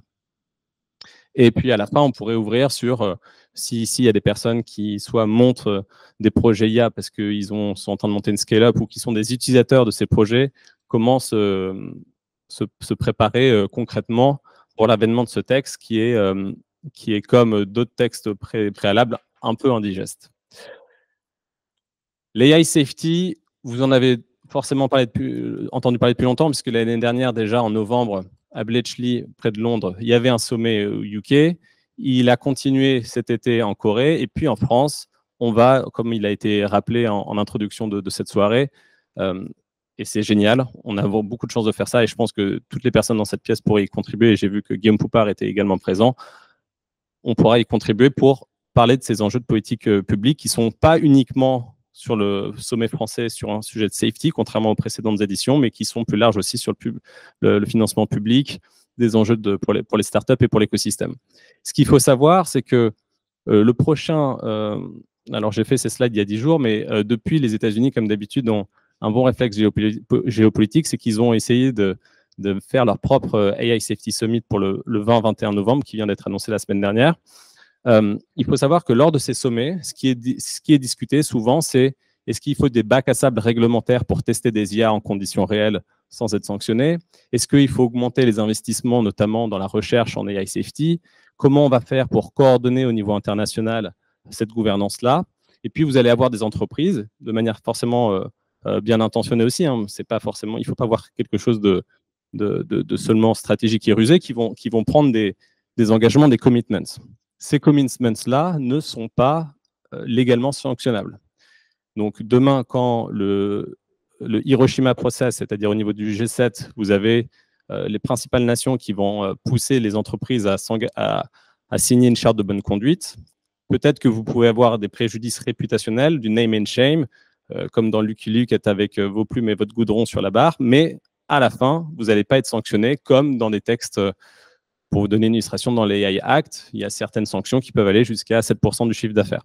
Donc, ce n'est pas exactement le même niveau comminatoire pour votre entreprise. Donc, ces Safety Summit, en fait, vous allez voir plein de normes différentes qui vont venir de l'ONU, de l'OCDE, etc. Et en fait, ça existe depuis, j'imagine qu'avec les diapositives, on ne voit pas d'aussi loin, mais j'ai mis juste des exemples de tout ce qui était sorti par le G20, l'OCDE et l'ONU, ou même le récent traité international au niveau du Conseil de l'Europe, qui ne sont, tout cela, la plupart du temps, pas des normes que vous pouvez sanctionner. Je ne reviendrai pas sur la différence entre safety et security, mais on peut quand même se poser la question, parce que parfois les termes sont un peu mêlés de manière interchangeable, alors que bon, ce n'est pas forcément les mêmes enjeux de tester la robustesse d'une infrastructure technique et plutôt de faire du red teaming au niveau du modèle ou du système d'IA. Mais globalement, l'AI safety, comme ça a pu être rappelé par des très bons chercheurs, notamment à Princeton, Arvind Narayanan et Kapoor, c'est pas seulement une propriété qui se retrouve au niveau du modèle. Donc, si on reprend le tech stack, ce qu'on avait fait avec des chercheurs, notamment de Columbia et Mozilla en mai dernier, où on a essayé de représenter un peu les différents tech stacks dans la Gen AI, on se rend compte que les enjeux de AI safety ne seront pas uniquement au niveau du modèle. Vous allez avoir des enjeux qui seront propres au niveau du modèle et d'autres qui seront plus particulièrement au niveau du système, c'est-à-dire une fois qu'on remet des interfaces par-dessus. Et c'est intéressant d'avoir cette distinction-là, parce que vous, peut-être, en tant que rechercheur, ingénieur tech, CIV, vous connaissez cela, mais après, ces enjeux, ils ont besoin d'être retranscrits dans la loi. Et comment ça marche, le droit? Le droit, ça met des qualifications juridiques. Par exemple, vous, en tant que citoyen français, dans certaines interactions, vous êtes qualifié de consommateur, et le code de la consommation s'applique à vous. Vous avez certaines prérogatives, la possibilité, je ne sais pas, de renvoyer votre colis si vous n'êtes pas content pendant 15 jours. Donc, vous voyez bien, il y a des qualifications, puis après, il y a des régimes qui en découlent. La question, c'est comment vont être qualifiés les différents systèmes d'IA. Est-ce qu'on va qualifier le modèle? Est-ce qu'on va qualifier le système? Et puis, comment on va un peu avoir des différents niveaux de risque par rapport à tout cela.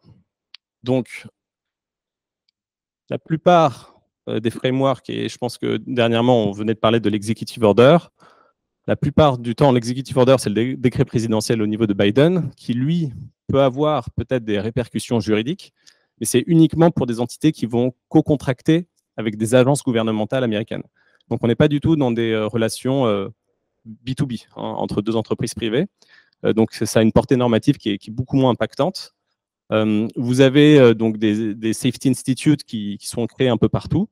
Donc, bien sûr, ils ont créé des Safety Institutes, donc après, ils doivent faire des colloques des Safety Institutes. C'est pour ça qu'il y en a un à San Francisco dans 2 mois. Puis, donc, il y a différents types de, comme le G7 d'Hiroshima, de sommets qui existent.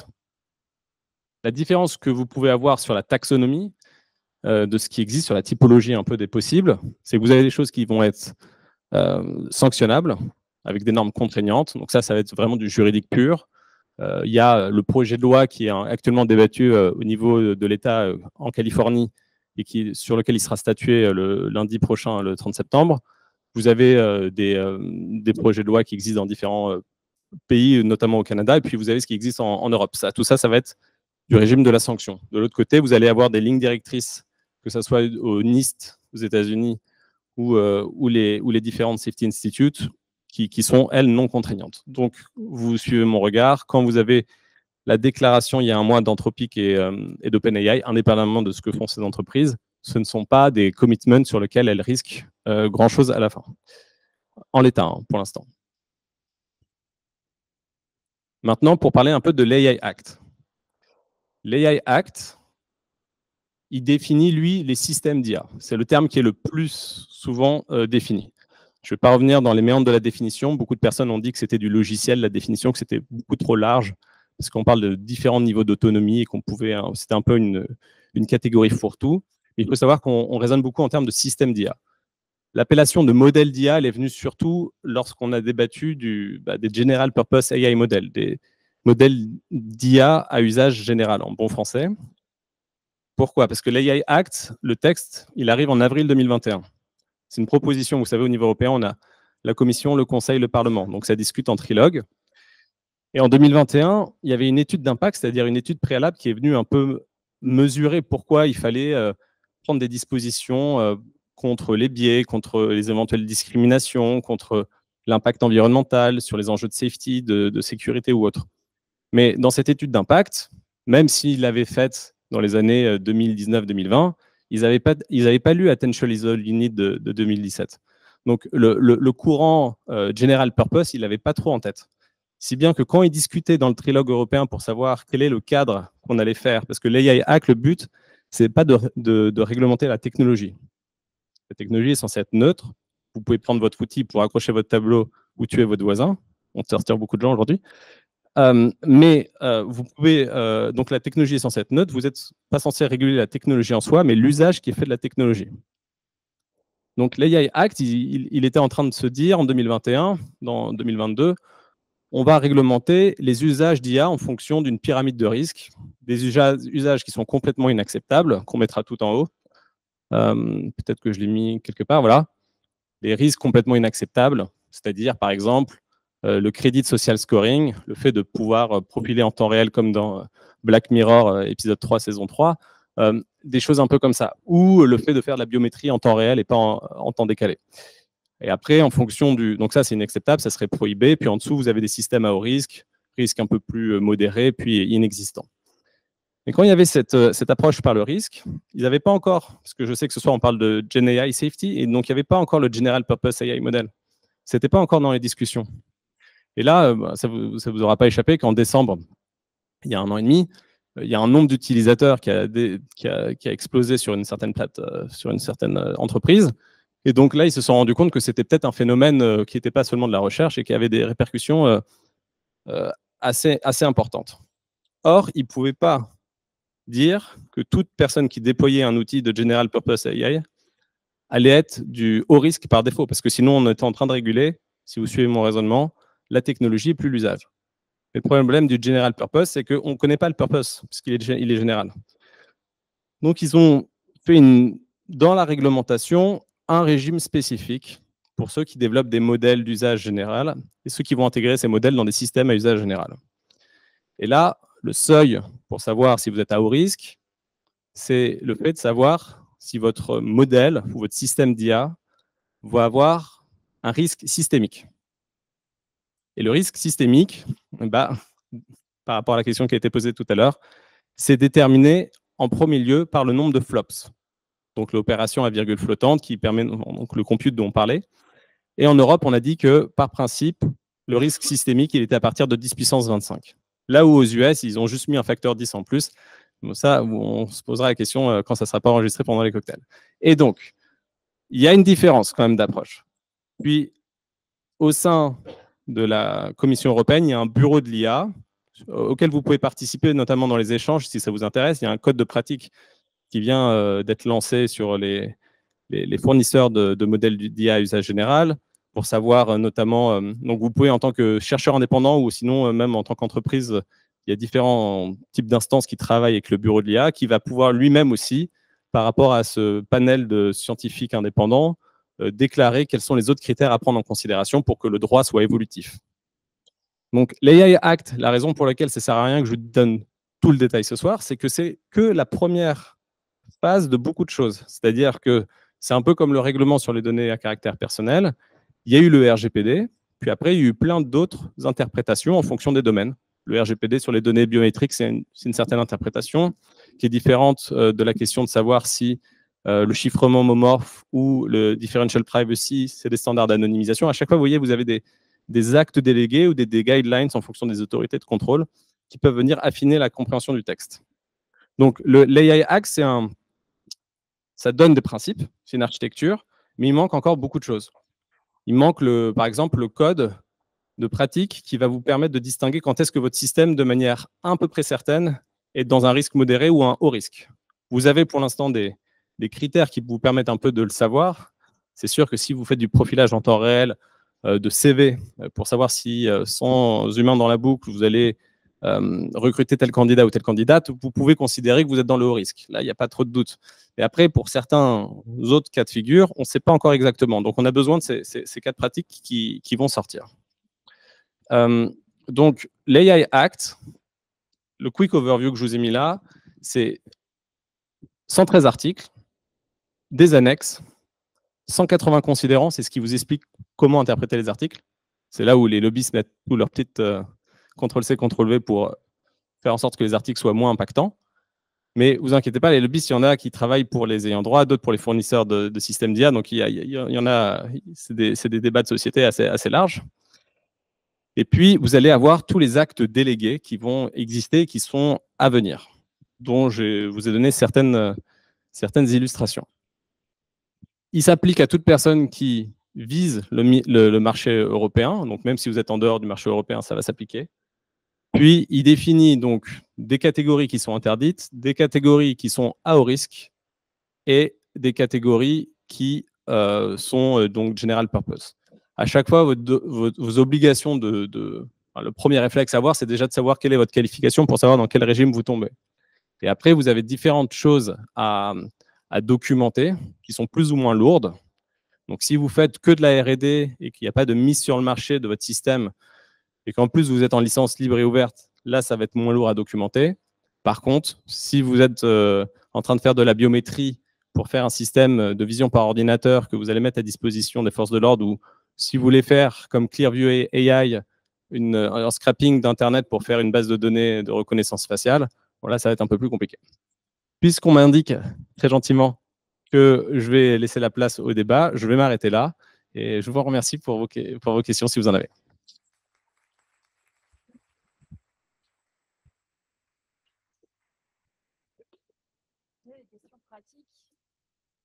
C'est le moment. C'est vous qui décidez de la durée de cette intervention. Ou pas. Ah si, pardon.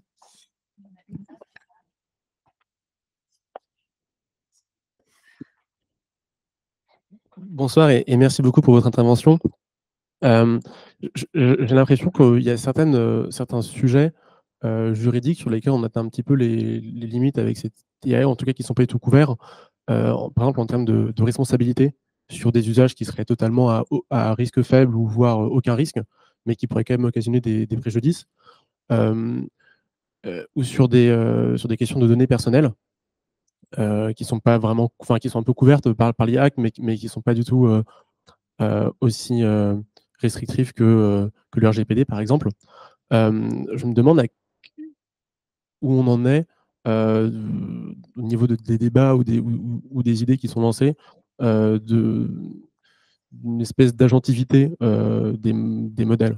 C'est-à-dire qu'aujourd'hui, un modèle est de plus en plus semblable à ce en termes de capacité à un humain. Parfois, un humain qui a une mémoire exceptionnelle et qui se rappelle de tout livre qu'il a lu, mais en termes, par exemple, de taux d'erreur, par exemple, ou de se rappeler de choses et de ne pas pouvoir vraiment les oublier. Voilà. Merci beaucoup pour votre question. Effectivement, l'AI Act, le règlement IA ou n'importe quel autre texte similaire, il ne faut pas l'analyser seulement par lui-même. Il est en interaction dans un écosystème avec des enjeux de propriété intellectuelle, des enjeux de données personnelles, des enjeux de concurrence. Pour vous donner une illustration, vous voulez entraîner un LLM, vous prenez le common crawl, vous prenez une partie du common crawl, il y a potentiellement à l'intérieur des données qui sont protégées par des droits de propriété intellectuelle pour des ayants droit. Est-ce que vous avez le droit de scraper ça? Ou s'il y a des données personnelles qui ont été prises, peut-être que ça ne représente peut-être que d'ailleurs les embeddings dedans, vous considérez que c'est de la transformation dans le vecteur fait que c'est une anonymisation. Après, il y a tout un débat actuellement pour savoir si le modèle, sur toute la question, on parlait des modèles qui unlearn ou le unlearning. Donc là, il y a une consultation de la CNIL qui, si vous voulez participer, finit mardi prochain sur cette question, sur la question de la mémorisation et la régurgitation des modèles d'IA, savoir s'ils ont été entraînés en autosupervision sur un vaste échantillon de données. Est-ce qu'au sein même du modèle, on pourrait considérer qu'il y a une mémorisation qui fait que le modèle lui-même doit être considéré comme une donnée à caractère personnel? Juste en prenant cet exemple-là, pour illustrer votre question, on se rend compte qu'on est déjà sur ces questions. Donc, en fait, souvent, en tout cas, moi, c'est mon enjeu parce que j'aime beaucoup lire les white papers et discuter avec des personnes qui sont dans les politiques publiques. Souvent, on a l'impression qu'il faut créer encore un nouveau texte. On a beaucoup de textes qui existent déjà, mais qu'on n'applique pas assez bien. Et donc, sur les données personnelles, on a des textes qui existent en fait depuis plus de 45 ans en France. Et le RGPD, si vous l'interprétez à l'aune de l'IA, il y a déjà beaucoup de choses à faire. Après, c'est un texte. Le RGPD, le principe, c'est qu'il faut minimiser les données alors que l'IA, c'est du big data. Le RGPD, il vous dit que vous devez savoir la finalité avant de collecter les données, alors que bon, quand vous faites de la recherche en IA, vous faites tourner. Donc, il y a des contradictions inhérentes. Mais ce que je veux dire, c'est que, premièrement, il y a beaucoup de textes. Donc, il faut déjà voir comment les faire marcher les uns avec les autres. Puis là, bon, ne vous inquiétez pas, il va y avoir une inflation de texte encore.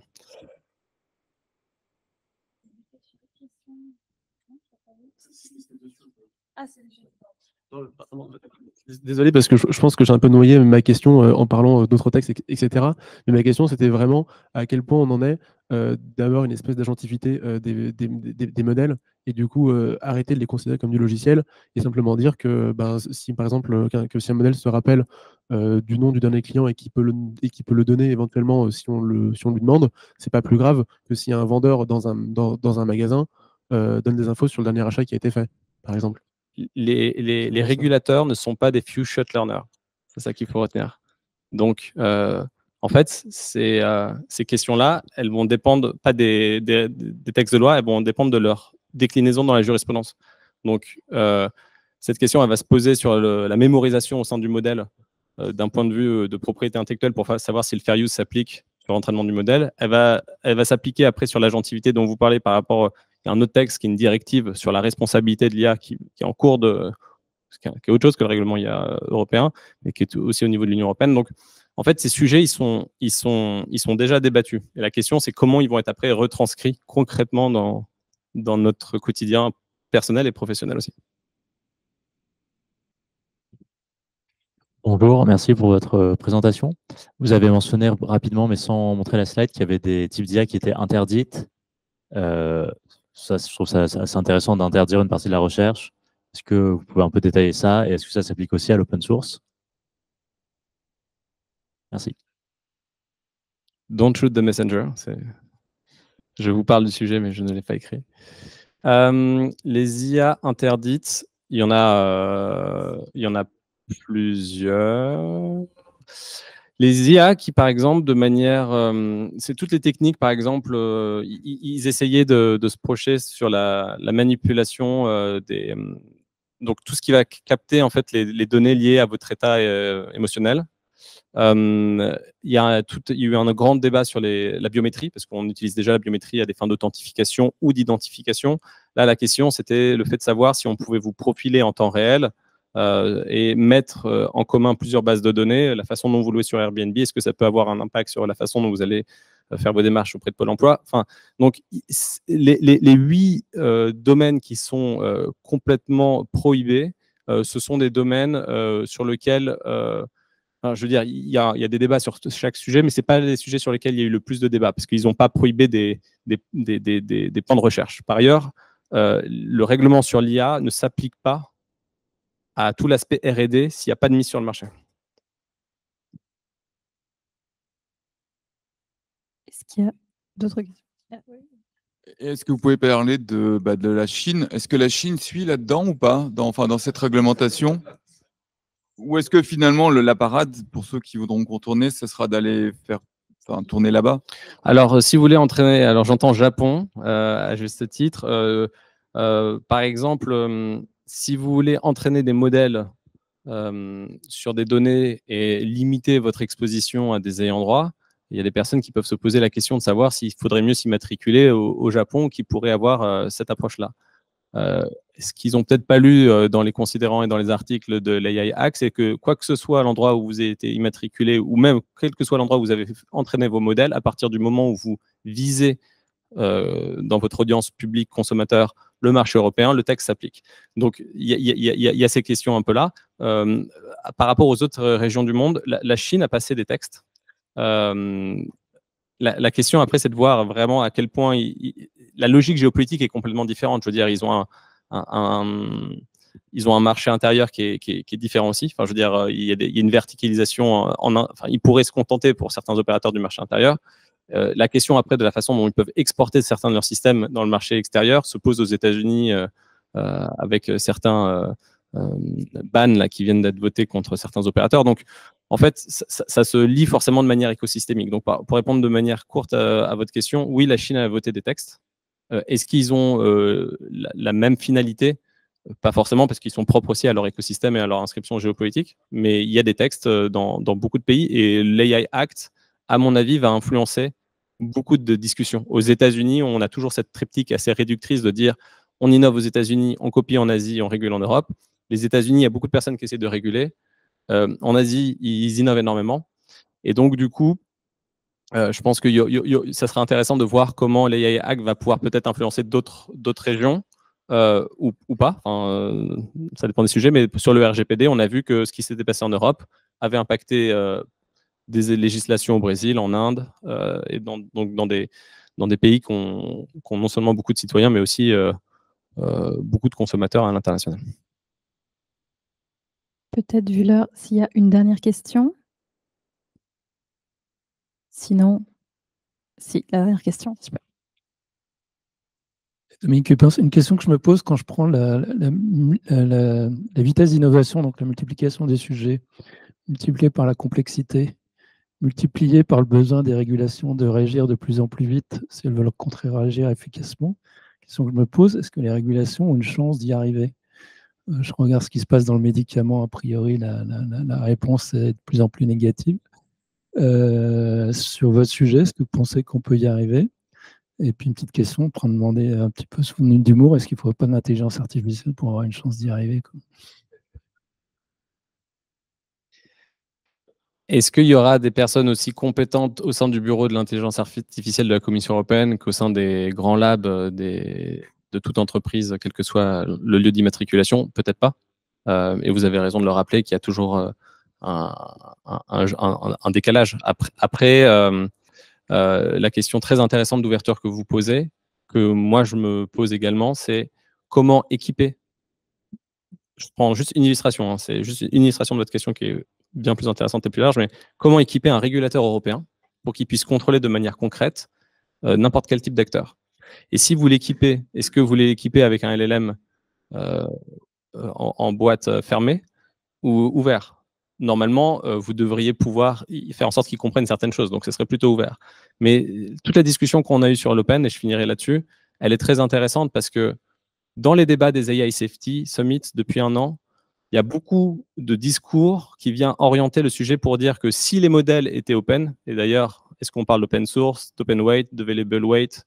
Bon, il y a quand même une nuance et un nuancier.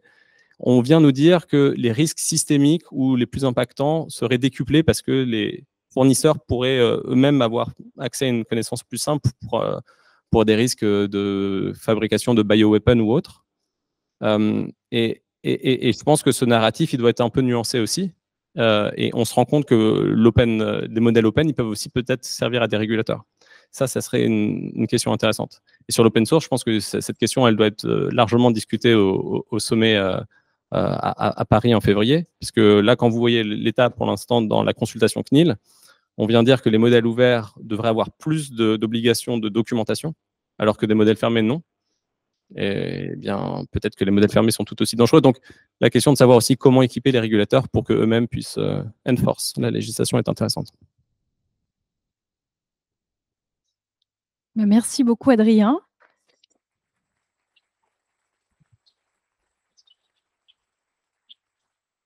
On va pouvoir continuer à en discuter très bientôt de manière non enregistrée. Et juste pour finir, du coup, sans transition sur le AI Action Summit, je pense que Guillaume va nous dire quelques mots. Ça peut être intéressant pour l'audience ici d'ici février prochain. Merci beaucoup. J'en profite pour hacker ces présentations. Mais Adrien a déjà fait un teasing qui est top, donc je ne vais pas rajouter grand-chose. Si ce n'est vous dire que donc, ce AI Action Summit, le but, ce n'est pas uniquement de parler de sécurité et de safety. C'était une volonté vraiment française d'étendre le champ. Alors, c'est un peu ambitieux parce que quand on dit on va traiter toute l'IA en 2 jours à Paris, on a beau être à Paris, c'est pas simple. Mais c'est sûr qu'il y a d'autres sujets comme, je sais pas moi, le bien commun, le travail, l'impact sur le climat, voilà, 1000 choses en fait dont on a envie de parler à l'échelle internationale, y compris des questions de gouvernance. Et parmi ces différentes thématiques, celle que j'ai l'honneur d'essayer de piloter, c'est celle qui justement est liée dans la lignée de ce qui a été fait à Bletchley Park et à Séoul, celle qui concerne safety and security. À quoi je préfère le terme de trust, de confiance, parce que le but à la fin, c'est bien d'avoir confiance. Et la sécurité, la sûreté sont là pour construire cette confiance, pour contribuer à la construire, mais la finalité, c'est bien trust. Et puis, vous l'avez compris, ça va dans l'idée d'avoir une approche positive, là où les précédentes éditions étaient quand même très, très anxiogènes. Alors, je ne dis pas qu'il ne faut pas avoir peur, hein, il y a des sujets qui sont un peu flippants, mais voilà, simplement dire tout ça fait vraiment trop peur. Et puis ce qu'on vit moins aujourd'hui, mais qu'on a vécu quand même il y a quelques mois en mode est-ce qu'il ne faudrait pas un moratoire, est-ce qu'il ne faudrait pas tout ça. Donc je ne tranche pas le débat, c'est certainement pas mon rôle, mais on veut quand même avoir une démarche positive et mettre en avant des solutions pour traiter ces questions de safety. Juste pour vous donner une petite idée, pas déflorer, mais plutôt pour vous inciter à y contribuer. Quand on parle de sécurité et de safety, il y a des questions purement scientifiques. Donc, il y a un gros travail international qui est fait sous le pilotage de Joshua Benjo actuellement, qui sera évidemment présenté à Paris. L'idée, c'est de voir un petit peu dans tout ce qui est fait déjà au niveau scientifique. Est-ce qu'il y a des consensus qui se dégagent ou pas? Des sujets, oui. Des sujets, non. Soit les gens ne sont pas d'accord, soit ils ne savent pas. Les gens ont autorisé. Donc, des questions scientifiques. Il y a des questions sur des thèmes particuliers. On a parlé de watermarking tout à l'heure. Donc, ce qui est caché derrière, en termes de crainte, évidemment, c'est tout ce qui est manipulation de l'information. Donc, il y a pas mal de choses à faire pour lutter contre la manipulation de l'information en lien avec l'IA. Donc, soit pour lutter contre l'IA utilisée à de mauvaises fins, soit pour utiliser l'IA afin de lutter contre la manipulation de l'information. Si vous m'avez suivi, je suis allé un peu vite. Mais c'est bien ça l'idée. À la fois, il y a le côté positif et le côté négatif de la techno, des nouvelles techno face à ces menaces. Pareil pour la cybersécurité, les attaquants utilisent de l'IA, les défenseurs utilisent de l'IA. Je serais bien incapable de vous dire qui va l'emporter. Ce n'est qu'à la fin du film, en général, c'est les gentils qui gagnent, mais enfin bon, on aimerait bien s'en assurer. Et puis, il y a des questions après de mise en œuvre de... Adrien a mentionné les instituts, les Safety Institutes. Ces instituts, ils se développent à travers le monde. Il y en a une dizaine aujourd'hui qui existent ou qui ont été annoncés, y compris en France. Ça pose plein de questions. Voilà. Donc, comment ces instituts qui sont là pour évaluer quelque part l'IA, les systèmes d'IA, les modèles d'IA, on voit que ce n'est pas la même chose. Comment est-ce qu'on va travailler ensemble? Comment il y a des réseaux qui peuvent émerger? Comment tout ça n'est pas totalement dominé par les anglo-saxons, même si évidemment ils ont un rôle important à jouer. Comment est-ce qu'on fait pour que ces réseaux ne soient pas un nouveau réseau de pays riches qui laisse sur le côté les autres? Ça pose là aussi plein de questions et la France, dans sa tradition, a envie de contribuer à ça, le côté un peu inclusif, même si tout le monde ne fera pas pareil. Et puis après, il y a des questions standards qui vont apparaître, parce qu'il va falloir que tout ça se normalise un petit peu, standard au sens technique du terme. Et donc, ce ne sera pas réglé pour Paris, mais il y a bien cette idée d'avoir quand même au moins une roadmap collective, parce que si on fait, voilà, si c'est que français, que européen, on voit bien les limites que ça peut avoir. Mais quelle peut être la roadmap collective pour avoir une démarche un peu standardisée, pour évaluer là où les fameux 10 puissance 25, 10 puissance 26 sont quand même, on va dire, une approximation. C'est une première étape. Mais on sent bien qu'on ne va pas résoudre le problème de la sécurité de l'IA par ce biais-là. Et puis enfin, un des derniers sujets, pour ne pas être trop long, qu'on a en tête, on a parlé des engagements volontaires. Bon, bah, c'est peut-être temps de faire un premier retour là-dessus. Et idéalement, de faire converger un peu, parce que c'est vrai qu'à chaque fois qu'il y a une nouvelle initiative, il y a un nouveau set d'engagements volontaires et ainsi de suite. Ça diverge, cette affaire-là. Donc en espérant qu'à Paris, il n'y ait pas un énième set d'engagements volontaires que les industriels seront amenés à signer de gré ou de force. L'idée, c'est plutôt de voir comment est-ce qu'on peut converger et qu'est-ce qu'on peut en tirer de ces engagements volontaires, sachant que voilà, ça reste des engagements volontaires. Ça, tu l'as très bien dit. Voilà, je ne veux pas être plus long. En termes de calendrier, le sommet, c'est le 10 et le 11 février. Donc il y a un côté chef d'État et tout ça, donc candidatez pas, enfin, faites comme vous voulez, mais ça va être compliqué.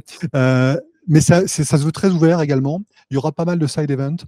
Il y aura pas mal de choses autour. On veut en profiter. Finalement, les gens seront à Paris. C'est le moment de faire plein de choses. Moi, dans la partie Trust, j'en suis à la fin de la coordination, à la fois avec les administrations et puis les partenaires étrangers pour voir quand même sur quoi on veut aller.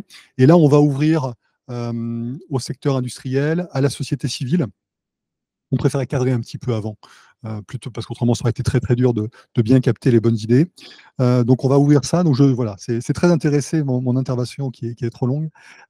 C'est vraiment pour vous dire que, voilà, si vous avez des idées, si vous avez des sujets, si vous pensez que vous pouvez ou connaissez des gens qui peuvent contribuer à ce développement d'une IA sécurisée de confiance, mais voilà, dans une dynamique positive, eh bien, voilà, on a une opportunité. Merci beaucoup.